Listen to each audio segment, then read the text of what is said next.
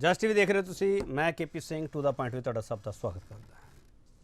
ਮੁੱਖ ਮੰਤਰੀ ਚੰਦ ਸਿੰਘ ਚੰਨੀ 2 ਸੀਟਾਂ ਤੋਂ ਲੜ ਰਹੇ ਆ ਤੇ ਉਹਨਾਂ ਨੂੰ 2 ਵੋਟਾਂ ਪਈਆਂ ਸੀ। ਇਹ ਅਸੀਂ ਨਹੀਂ ਕਹਿ ਰਹੇ, ਇਹ 2 ਵੋਟਾਂ ਵਾਲੀ ਕਹਾਣੀ ਦੱਸਦੇ ਪਏ ਸੁਨੀਲ ਜਾਖੜ।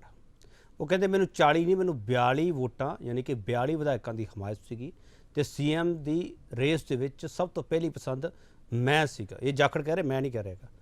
ਤੇ ਜਦੋਂ ਕੈਪਟਨ ਅਮਰਿੰਦਰ ਸਿੰਘ ਨੂੰ ਹਟਾਇਆ ਜਾਂਦਾ ਉਸ ਤੋਂ ਬਾਅਦ ਦੀ ਇਹ ਸਾਰੀ ਕਹਾਣੀਆਂ ਜਾਖੜ ਸਾਹਿਬ ਨੂੰ ਹੁਣ ਕਿਉਂ ਦੱਸਣੀ ਪੈ ਰਹੀ ਹੈ।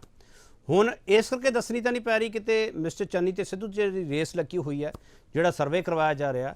ਪਹਿਲਾਂ ਕਾਂਗਰਸ ਨੇ ਕਿਹਾ ਸੀਗਾ 3 ਚਿਹਰੇ ਆ ਸਾਡੇ, ਉਸ ਸਰਵੇ ਦੇ ਵਿੱਚ 2 ਚਿਹਰੇ ਆ ਤੇ ਜਾਖੜ ਸਾਹਿਬ ਆਪਦੇ ਆਪ ਨੂੰ ਰੇਸ ਵਿੱਚ ਸ਼ਾਮਲ ਤਾਂ ਨਹੀਂ ਕਰਨਾ ਚਾਹੁੰਦੇਗੇ। ਮਿਸਟਰ ਜਾਖੜ ਦੇ ਦਾਅਵੇ ਦਮ ਕਿੰਨਾ ਹੈਗਾ। ਮਿਸਟਰ ਜਾਖੜ ਬਾਰੇ ਕਿਹਾ ਜਾਂਦਾ ਕਿ ਉਹ ਜਦੋਂ ਕੋਈ ਗੱਲ ਕਰਦੇ ਆ ਤਾਂ ਬਹੁਤ ਸੋਚ ਸਮਝ ਕੇ ਕਰਦੇ ਆ, ਖਾਸ ਕਰਕੇ ਆਪਦੇ ਹਲਕੇ ਦੇ ਲੋਕਾਂ ਵਿੱਚ ਜਦੋਂ ਗੱਲ ਕਰਦੇ ਹੋਣ ਫਿਰ ਉਦੋਂ ਸੋਚ ਸਮਝ ਕੇ ਕੀਤੀ ਜਾਂਦੀ ਹੈ। ਉਹ ਬਾਕੀ ਪੋਲੀਟੀਸ਼ੀਅਨਾਂ ਵਾਂਗੂ ਹੈਗੇ ਜਾਂ ਨਹੀਂ ਹੈਗੇ, ਕਿ ਸਵਾਲ ਇਹ ਨਹੀਂ ਹੈਗਾ। ਸਵਾਲ ਇਹ ਹੈਗਾ ਕਾਂਗਰਸ ਦੀ ਇੰਟਰਨਲ ਡੈਮੋਕ੍ਰੇਸੀ 'ਤੇ ਸਵਾਲ ਉੱਠ ਗਿਆ। ਵਿਰੋਧੀ ਕਹਿੰਦੇ ਆ ਕਿ ਜਿਹੜਾ ਇਲੈਕਟਰਲ ਫਰਾਡ ਕੀਤਾ ਇਹਨਾਂ ਨੇ, ਵਿਰੋਧੀ ਤਾਂ ਹਰ ਚੀਜ਼ ਨੂੰ ਫਰਾਡ ਕਰਾਰ ਦੇ ਰਹੇ ਆ ਕਿ ਇਹ ਸਵਾਲ ਚੁੱਕਣਾ ਜਾਇਜ਼ ਹੈਗਾ। ਬਹੁਤ ਸਾਰੇ ਸਵਾਲ ਹੈਗੇ ਆ। ਸਵਾਲ ਇਹੀ ਹੈ ਸੀਐਮ ਵਾਲੀ ਜੰਗ 'ਚ ਕਿਉਂ ਕੁੱਦੇ ਜਾਖੜ। 16 ਵੋਟਾਂ ਸੁਖਜਿੰਦਰ ਰੰਧਾਵੇ ਨੂੰ ਪਈਆਂ, 12 ਵੋਟਾਂ ਪਈਆਂ ਮਹਾਰਾਣੀ ਪ੍ਰਨੀਤ ਕੌਰ ਨੂੰ, 6 ਵੋਟਾਂ ਪਈਆਂ ਨਵਜੋਤ ਸਿੰਘ ਸਿੱਧੂ ਨੂੰ, 2 ਵੋਟਾਂ ਪਈਆਂ ਚੰਨੀ।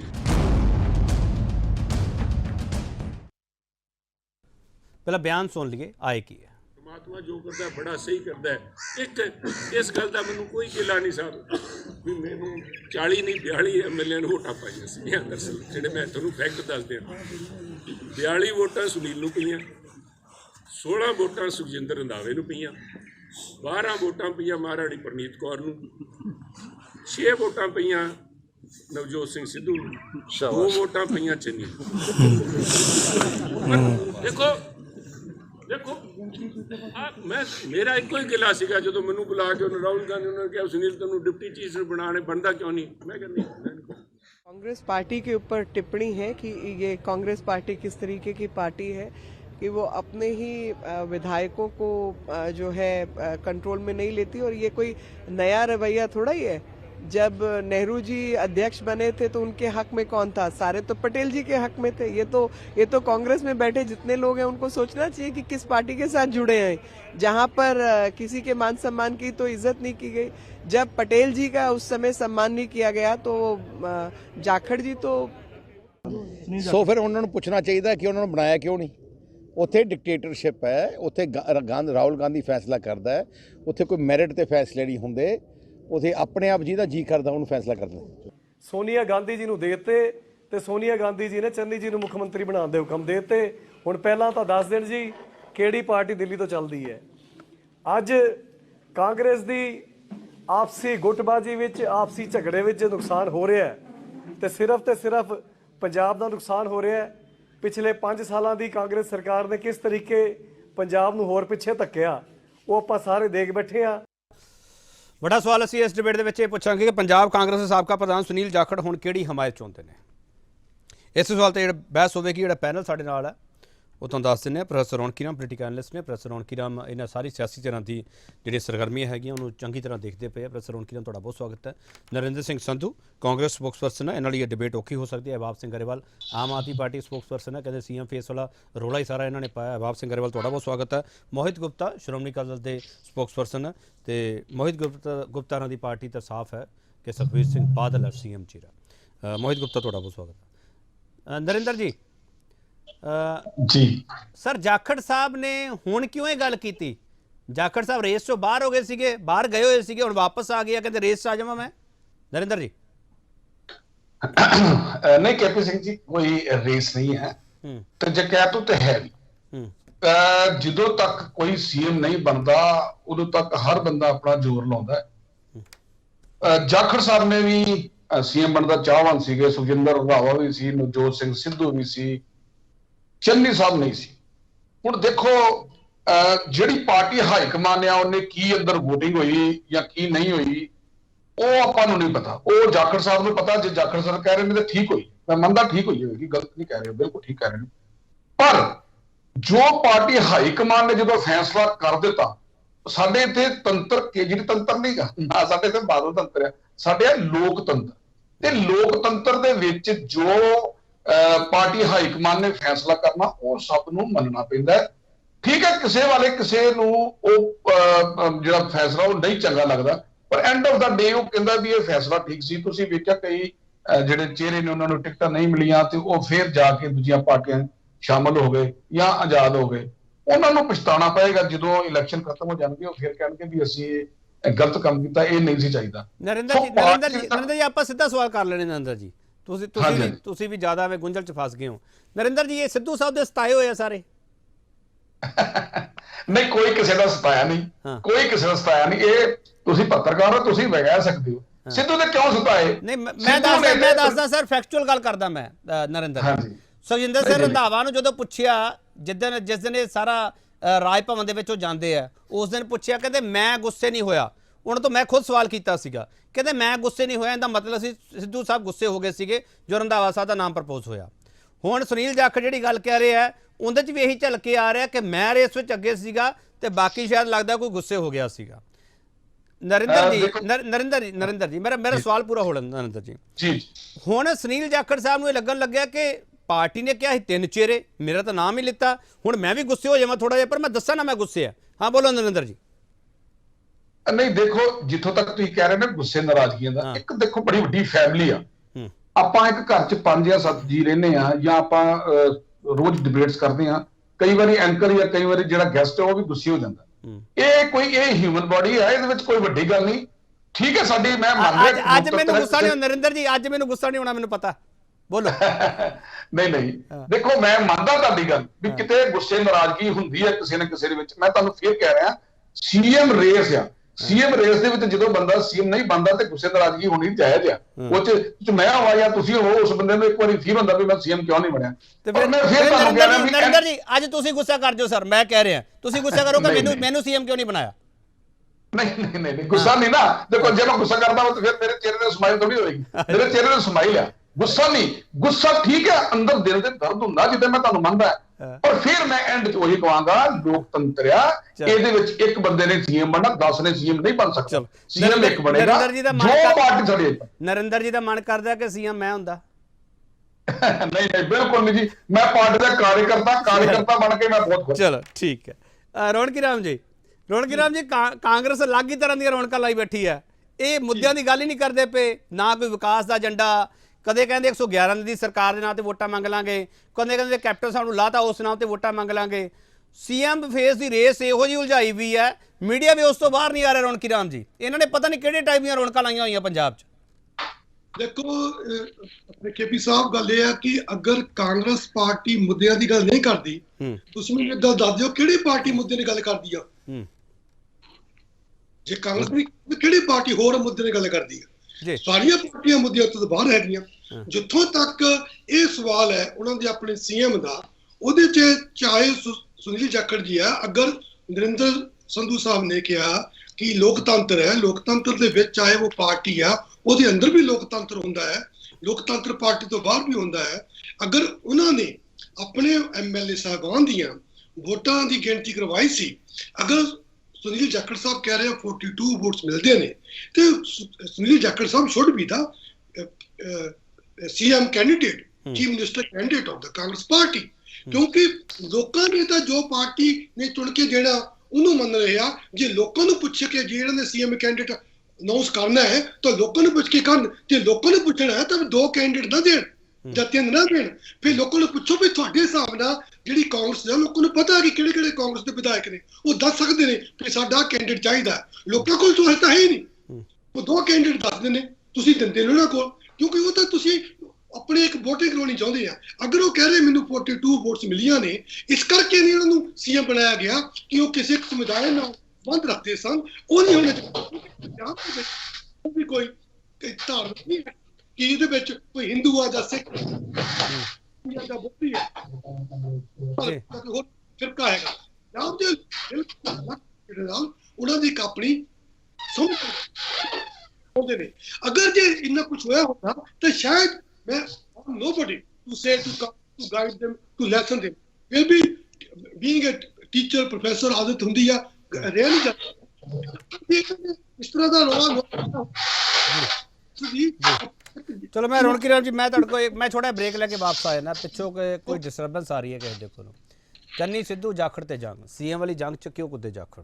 ਇਹ ਸਵਾਲ ਇਸ ਕਰਕੇ ਪੁੱਛਿਆ ਜਾ ਰਿਹਾ ਕਿਉਂਕਿ ਸੁਨੀਲ ਜਾਖੜ ਨੂੰ ਮੰਨਿਆ ਜਾਂਦਾ ਕਿ ਸੁਨੀਲ ਜਾਖੜ ਬੜੇ ਨਪੇ ਤੁਲੇ ਸ਼ਬਦਾਂ ਦੇ ਵਿੱਚ ਬੜੀ ਸਿਆਣੀ ਗੱਲ ਕਰਨ ਵਾਲੇ ਲੀਡਰ ਮੰਨੇ ਜਾਂਦੇ ਆ, ਪਰ ਇਸ ਮੌਕੇ ਜਿਹੜੀ ਉਹ ਗੱਲਬਾਤ ਕਰਦੇ ਪਏ ਆ ਇਸ ਮੌਕੇ ਕਿਤੇ ਕਾਂਗਰਸ ਨੂੰ ਨੁਕਸਾਨ ਤਾਂ ਨਹੀਂ ਹੋ ਜਾਊਗਾ ਇਸ ਗੱਲਬਾਤ ਦਾ? ਇਹ ਸਵਾਲ ਕਾਂਗਰਸ ਅੰਦਰੂਨੀ ਤੌਰ ਤੇ ਆਪਦੇ ਆਪ ਨੂੰ ਪੁੱਛ ਰਹੀ ਹੈ, ਪਰ ਕਾਂਗਰਸ ਨੂੰ ਵੀ ਸਮਝ ਨਹੀਂ ਆ ਰਿਹਾ ਕਿ ਅਸੀਂ ਕਰ ਕੀ ਰਹੇ ਹਾਂ। ਇਸ ਕਰਕੇ ਸਵਾਲ ਕਰ ਰਹੇ ਹਾਂ, ਤੁਸੀਂ ਲੋਕ ਕਰ ਕੀ ਰਹੇ ਹੋ? ਵਾਪਸ ਆ ਰਿਹਾ 40 ਦੀ 42 ਐਮਐਲਏ ਵੋਟਾਂ ਪਾਈ, 16 ਵੋਟਾਂ ਸੁਖਜਿੰਦਰ ਰੰਧਾਵੇ ਨੂੰ ਪਈਆਂ, 12 ਵੋਟਾਂ ਪਈਆਂ ਮਹਾਰਾਣੀ ਪ੍ਰਨੀਤ ਕੌਰ ਨੂੰ, 6 ਵੋਟਾਂ ਪਈਆਂ ਨਵਜੋਤ ਸਿੰਘ ਸਿੱਧੂ ਨੂੰ, 2 ਵੋਟਾਂ ਪਈਆਂ ਚੰਨੀ। ਪੰਜਾਬ ਕਾਂਗਰਸ ਸਾਬਕਾ ਪ੍ਰਧਾਨ ਸੁਨੀਲ ਜਾਖੜ ਹੁਣ ਕਿਹੜੀ ਹਮਾਇਤ ਚਾਹੁੰਦੇ ਨੇ? ਵੋਟਾਂ ਤੁਹਾਨੂੰ ਦੱਸ ਦਈਏ ਇੱਕ ਵਾਰੀ ਜੋ ਜਾਖੜ ਸਾਹਿਬ ਕਹਿੰਦੇ ਆ 42 ਵੋਟਾਂ ਮਿਸਟਰ ਜਾਖੜ ਨੂੰ, 16 ਰੰਧਾਵਾ ਸਾਹਿਬ ਨੂੰ, 12 ਪ੍ਰਨੀਤ ਕੌਰ ਨੂੰ, 6 ਨਵਜੋਤ ਸਿੰਘ ਸਿੱਧੂ ਨੂੰ, 2 ਮੌਜੂਦਾ ਮੁੱਖ ਮੰਤਰੀ ਚੰਦ ਸਿੰਘ ਚੰਨੀ ਨੂੰ। ਹਾਂਜੀ ਪ੍ਰੋਫੈਸਰ ਰੌਣਕੀ ਰਾਮ ਤੁਸੀਂ ਆਪਣੀ ਗੱਲ ਪੂਰੀ ਕਰ ਸਕਦੇ ਹੋ, ਮੈਂ ਆ ਰਿਹਾ ਬਾਬ ਜੀ।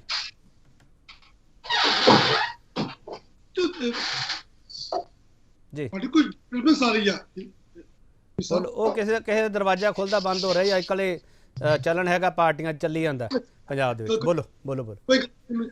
ਮੈਂ ਕਹਿ ਰਿਹਾ ਸੀਗਾ ਕਿ ਜਦੋਂ ਕਿਸੇ ਵੀ ਪਾਰਟੀ ਦੀ ਇੰਟਰਨਲ ਇਸ ਗੱਲ ਉੱਤੇ ਸਹਿਮਤੀ ਹੁੰਦੀ ਆ ਕਿ ਕੌਣ ਸੀਐਮ ਹੈਗਾ, ਬਹੁਤ ਕੁਝ ਨਿਰਭਰ ਕਰਦਾ ਹੈ ਉਸ ਪਾਰਟੀ ਦੀ ਇੰਟਰਨਲ ਸਹਿਮਤੀ ਨੂੰ ਲੈ ਕੇ ਇਸ ਮੁੱਦੇ ਬਾਰੇ ਤੱਕ ਪਹੁੰਚਣਾ।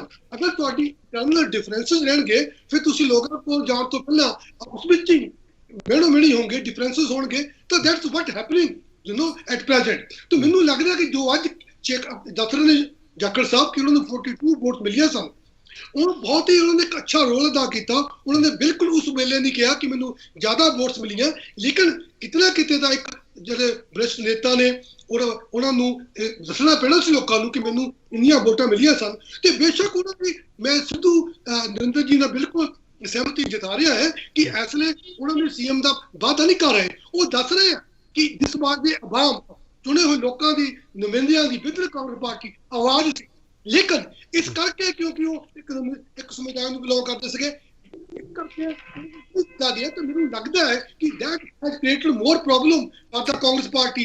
ਲੋਕਾਂ ਨੂੰ ਪੰਜਾਬ ਦੇ ਇਲੈਕਟੋਰੇਟ ਨੂੰ ਇਹਨਾਂ ਗੱਲਾਂ ਦਾ ਮਤਲਬ ਨਹੀਂ ਕੌਣ ਸਿੱਖ ਆ, ਕੌਣ ਹਿੰਦੂ ਆ, ਕੌਣ ਮੁਸਲਿਮ ਹੈ, ਕੌਣ ਈਸਾਈ ਆ, ਉਹ ਤਾਂ ਇੱਕ ਚੰਗਾ ਬੰਦਾ ਚਾਹੁੰਦੇ ਨੇ ਕੇਪੀ ਸਾਹਿਬ, ਉਹ ਆਉਣਾ ਚਾਹੀਦਾ ਉਹਨਾਂ ਸਾਹਮਣੇ। ਚਲੋ ਠੀਕ ਹੈ। ਅਹਿਬਾਬ ਗਰੇਵਾਲ, ਇਹ ਸੀਐਮ ਫੇਸ ਵਾਲਾ ਰੋਲਾ ਹੀ ਸਾਰਾ ਤੁਸੀਂ ਪਾਇਆ।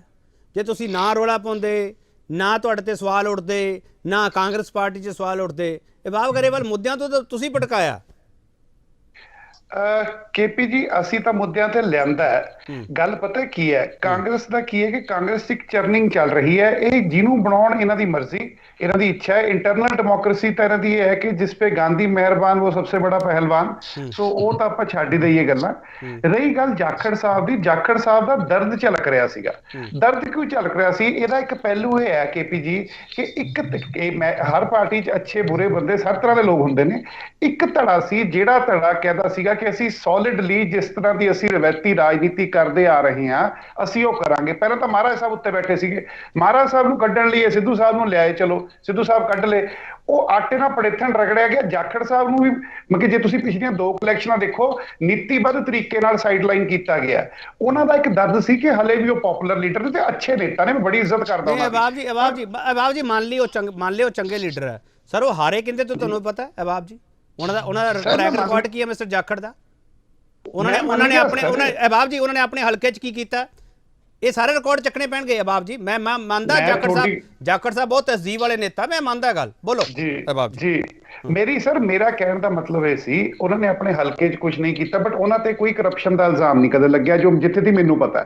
ਹੁਣ ਗੱਲ ਇਹ ਹੈ ਕਿ ਇੱਕ ਪਾਸੇ ਕਾਂਗਰਸ 'ਚ ਇੱਕ ਧੜਾ ਹੈ ਜਿਹੜਾ ਰਾਹੁਲ ਗਾਂਧੀ ਉਹਨਾਂ ਨੂੰ ਇਹ ਕਨਵਿੰਸ ਕਰਨ 'ਚ ਕਾਮਯਾਬ ਹੋਇਆ ਕਿ ਦੇਖੋ ਜਿਹੜੀ ਤੁਹਾਨੂੰ ਫਾਈਨੈਂਸ਼ੀਅਲ ਸਪੋਰਟ ਚਾਹੀਦੀ ਹੈ ਪਾਰਟੀ ਨੂੰ ਅੱਗੇ ਨੈਸ਼ਨਲੀ ਫੈਲਾਉਣ ਨੂੰ, ਉਹ ਸਾਡੇ ਕੋਲੇ ਹੈ। ਐਂਡ ਉਸ ਧੜੇ ਨੂੰ ਖੁਸ਼ ਰੱਖਣਾ ਉਹਨਾਂ ਦੀ ਮਜਬੂਰੀ ਹੈ।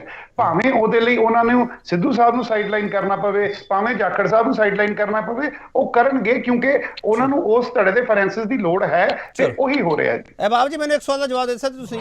Mister Jakhar, mister Channi, mister Sidhu ਤਿੰਨਾਂ ਨੇ ਇੱਕ ਵਿਧਾਇਕ ਦੇ ਤੌਰ ਤੇ ਆਪਣੇ ਹਲਕੇ ਲਈ ਕੀ ਕੀਤਾ? ਕਿਹਨੂੰ ਤੁਸੀਂ ਨੰਬਰ 1 ਮੰਨਦੇ ਹੋ?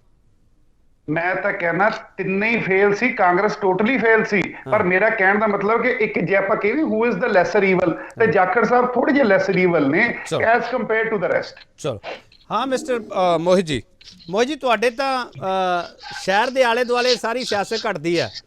ਮੋਹਿਤ ਜੀ, ਜਾਖੜ ਸਾਹਿਬ ਦਾ ਦਰਦ ਹੈ ਜਿਹੜਾ ਉਹ ਤੁਹਾਨੂੰ ਦਰਦ ਲੱਗਦਾ ਜਾਂ ਕੀ ਲੱਗਦਾ?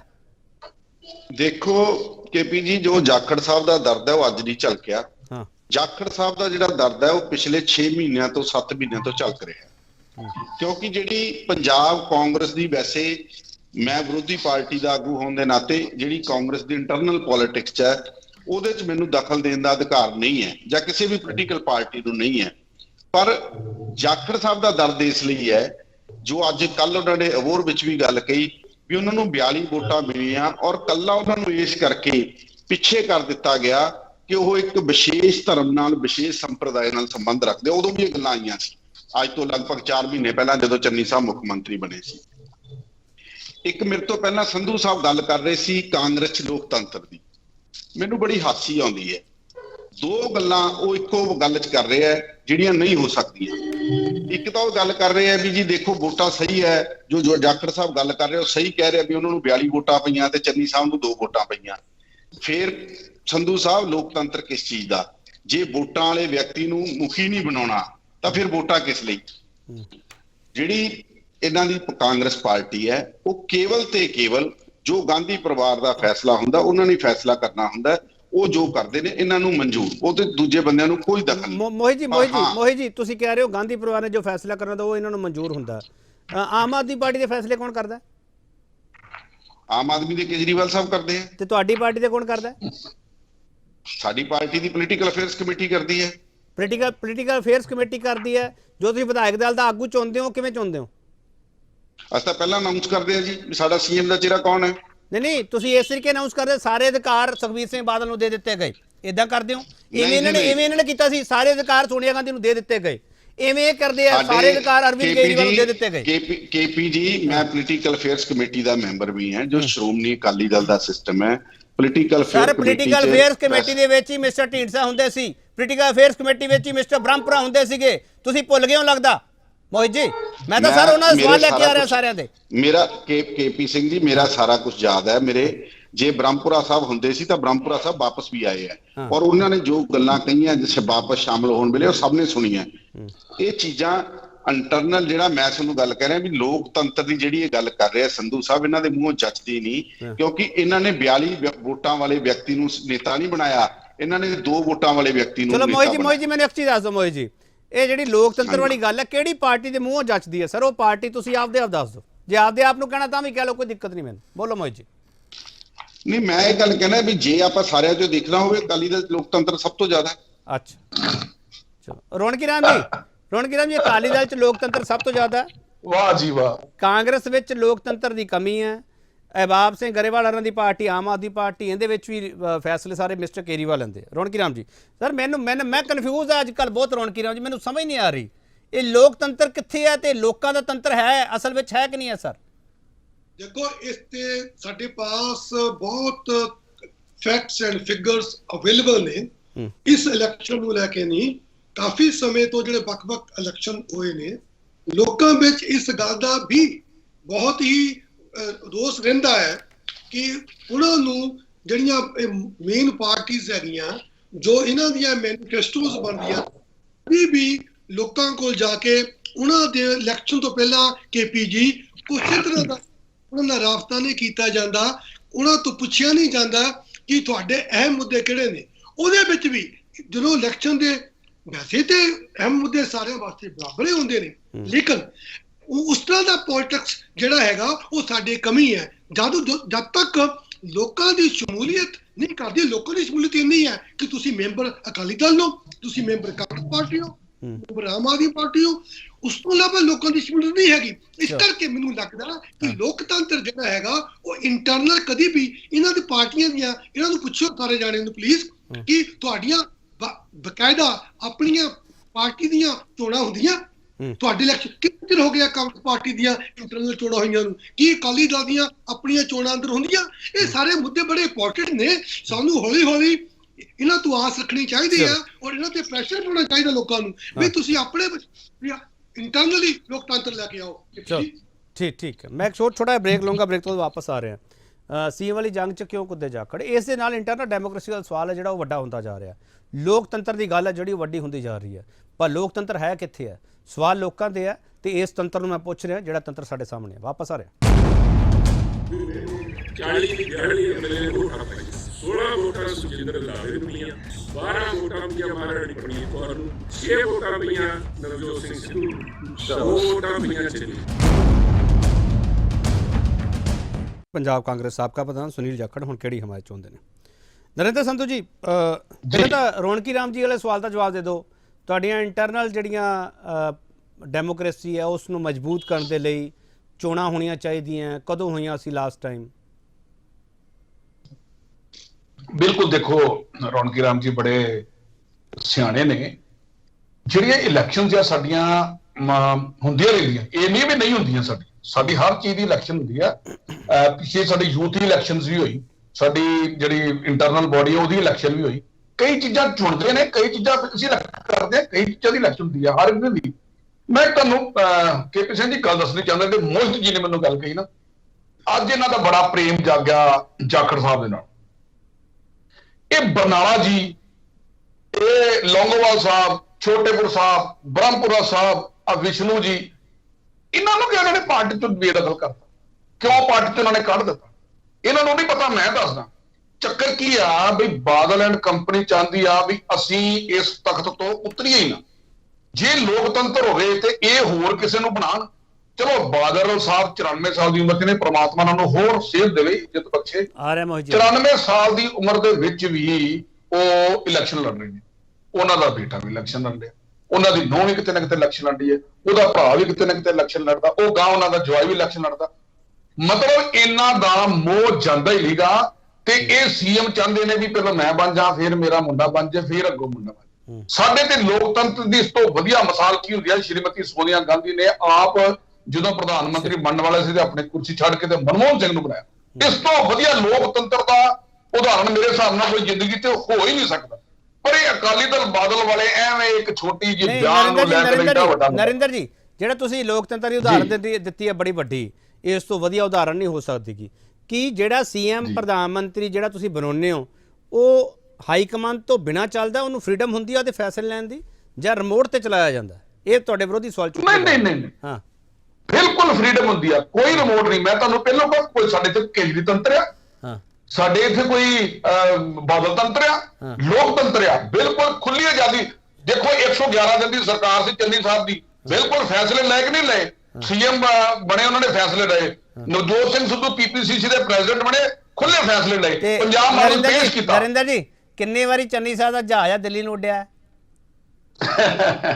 ਦੇਖੋ ਇਹ ਗੱਲ ਹੈ, ਸਾਡੀ ਪਾਰਟੀ ਨੈਸ਼ਨਲ ਪਾਰਟੀ ਆ, ਚੰਡੀਗੜ੍ਹ ਤੱਕ ਸੀਮਿਤ ਨਹੀਂ ਗਈ। ਇਹ ਨਹੀਂ ਵੀ ਚੰਡੀਗੜ੍ਹ ਬਾਦਲ ਸਾਹਿਬ ਨੇ ਫੈਸਲਾ ਲਿਆ, ਸਾਡਾ ਹੈਡ ਆਫਿਸ ਚੰਡੀਗੜ੍ਹ ਨਹੀਂ ਦਿੱਲੀ ਹੈ। ਠੀਕ ਹੈ ਨਰਿੰਦਰ ਜੀ, ਬੋਲੋ ਮੋਹਿਤ ਜੀ। ਦੇਖੋ ਜਿਹੜੀ ਨਰਿੰਦਰ ਜੀ ਗੱਲ ਕਰ ਰਹੇ ਸੀ ਵੀ ਇਹਨਾਂ ਦਾ ਬੜਾ ਹੈਲਦੀ ਲੋਕਤੰਤਰ ਹੈ ਜੀ। ਸੋਨੀਆ ਗਾਂਧੀ ਅਸਤੀਫਾ ਦਿੰਦੀ ਹੈ ਰਾਹੁਲ ਗਾਂਧੀ ਨੂੰ, ਰਾਹੁਲ ਗਾਂਧੀ ਅਸਤੀਫਾ ਦਿੰਦਾ ਪ੍ਰਿੰਕਾ ਗਾਂਧੀ ਨੂੰ, ਪ੍ਰਿੰਕਾ ਗਾਂਧੀ ਅਸਤੀਫਾ ਦਿੰਦਾ ਸੋਨੀਆ ਗਾਂਧੀ ਨੂੰ। ਔਰ ਸੋਨੀਆ ਗਾਂਧੀ ਪ੍ਰਧਾਨਗੀ ਤੋਂ ਹਟਦੀ ਹੈ, ਪ੍ਰਧਾਨ ਬਣਦਾ ਰਾਹੁਲ ਗਾਂਧੀ, ਰਾਹੁਲ ਗਾਂਧੀ ਪ੍ਰਧਾਨਗੀ ਤੋਂ ਹਟਦਾ ਤਾਂ ਪ੍ਰਧਾਨ ਬਣਦੀ ਹੈ ਸੋਨੀਆ ਗਾਂਧੀ। ਇਹ ਇਹਨਾਂ ਦਾ ਲੋਕਤੰਤਰ ਹੈ। ਜਿਹੜੀ ਇਹ ਗੱਲ ਕਰ ਰਹੇ ਸੀ 4 ਲੀਡਰਾਂ ਦੇ ਇਹਨਾਂ ਨੇ ਨਾਮ ਲਏ, ਮੈਂ ਇਹਨਾਂ ਨੂੰ ਕਾਈਂਡ ਇਨਫੋਰਮੇਸ਼ਨ ਦੱਸ ਦੇਣਾ ਚਾਹੁੰਦਾ ਕਿ ਸਰਦਾਰ ਰਣਜੀਤ ਸਿੰਘ ਜੀ ਬ੍ਰਹਮਪੁਰਾ ਅੱਜ ਵੀ ਸਾਡੀ ਪਾਰਟੀ 'ਚ ਨੇ ਔਰ ਖਡੂਰ ਸਾਹਿਬ ਤੋਂ ਇਲੈਕਸ਼ਨ ਲੜ ਰਹੇ ਨੇ। ਅੱਛਾ, ਗਏ ਕਿਉਂ ਸੀ? ਮੈਨੂੰ ਪਲੀਜ਼, ਮੈਂ ਟੋਕਦਾ ਨਹੀਂ ਵੈਸੇ, ਗਏ ਕਿਉਂ ਸੀ? ਗੱਲ ਸੁਣੋ ਮੈਨੂੰ ਮੋਹਿਤ ਜੀ, ਮੈਨੂੰ ਪਲੀਜ਼ ਇਹ ਨਹੀਂ ਦੱਸ ਦਿਓ, ਮੈਂ ਟੋਕਦਾ ਨਹੀਂ ਵੈਸੇ, ਗਏ ਕਿਉਂ ਸੀ ਬ੍ਰਹਮਪੁਰਾ? ਦੱਸੋ। ਉਹਨਾਂ ਨੇ ਸਾਰੀਆਂ ਗੱਲਾਂ ਕਲੀਅਰ ਕਰਤੀਆਂ ਜਿੱਦਨੋਂ ਤੁਸੀਂ ਦੱਸੋ ਨਾ, ਡਿਬੇਟ ਤੁਸੀਂ ਮੇਰੇ ਨਾਲ ਬੈਠੇ ਜੇ, ਬ੍ਰਹਮਪੁਰਾ ਸਾਹਿਬ ਥੋੜੀ ਬੈਠੇ। ਤੁਸੀਂ ਦੱਸੋ।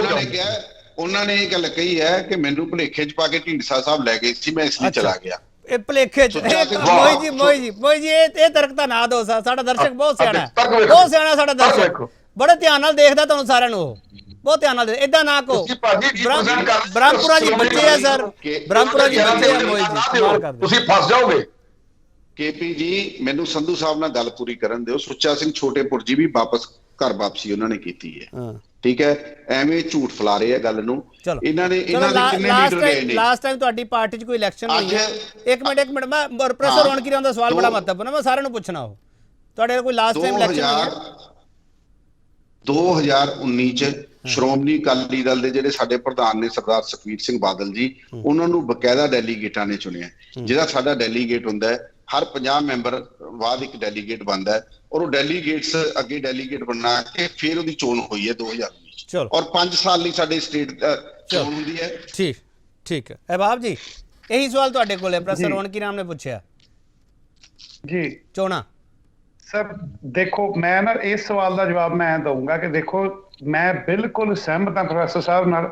ਸਾਡੀ ਨਵੀਂ ਪਾਰਟੀ ਤੇ ਸਾਡੀ ਬੜੀ ਵੱਡੀ ਮੰਗ ਹੈ ਪਾਰਟੀ ਨੂੰ ਕਿ ਇੰਟਰਨਲ ਇਲੈਕਸ਼ਨਾਂ ਹੋਣੀਆਂ ਚਾਹੀਦੀਆਂ ਨੇ, ਐਂਡ ਆਹ ਇਲੈਕਸ਼ਨ ਤੋਂ ਬਾਅਦ ਅਸੀਂ ਹੋਰ ਜ਼ੋਰ ਨਾਲ ਇਹ ਮੰਗ ਰੱਖਾਂਗੇ। ਇੱਕ ਹੋਰ ਮੰਗ ਨਾ ਰੱਖ ਲਿਓ ਅਹਿਬਾਬ ਜੀ, ਇੱਕ ਹੋਰ ਮੰਗ ਰੱਖ ਲਓ ਕਿ ਮੈਂ ਜੇ ਕਹਿ ਦਵਾਂ ਤਾਂ ਅਹਿਬਾਬ ਜੀ ਇਹ ਵੀ ਕਹਿ ਦਿਓ ਕਿ ਸੰਵਿਧਾਨ ਵਿੱਚ ਤਬਦੀਲੀ ਨਹੀਂ ਕਰੀਦੀ, ਨਵੀਂ ਪਾਰਟੀ ਹੈ, ਨਵੀਂ ਪਾਰਟੀ ਨੂੰ ਤਾਂ ਇੱਕ ਆਈਡਲ ਬਣਨਾ ਚਾਹੀਦਾ ਦੂਜੀਆਂ ਪਾਰਟੀਆਂ ਦੇ ਲਈ। ਆਪਾਂ ਕੌਮੀ ਕਨਵੀਨਰ ਦੇ ਲਈ ਸੰਵਿਧਾਨ ਦੇ ਵਿੱਚ ਬਦਲਾਅ ਕਰ ਰਹੇ ਹਾਂ।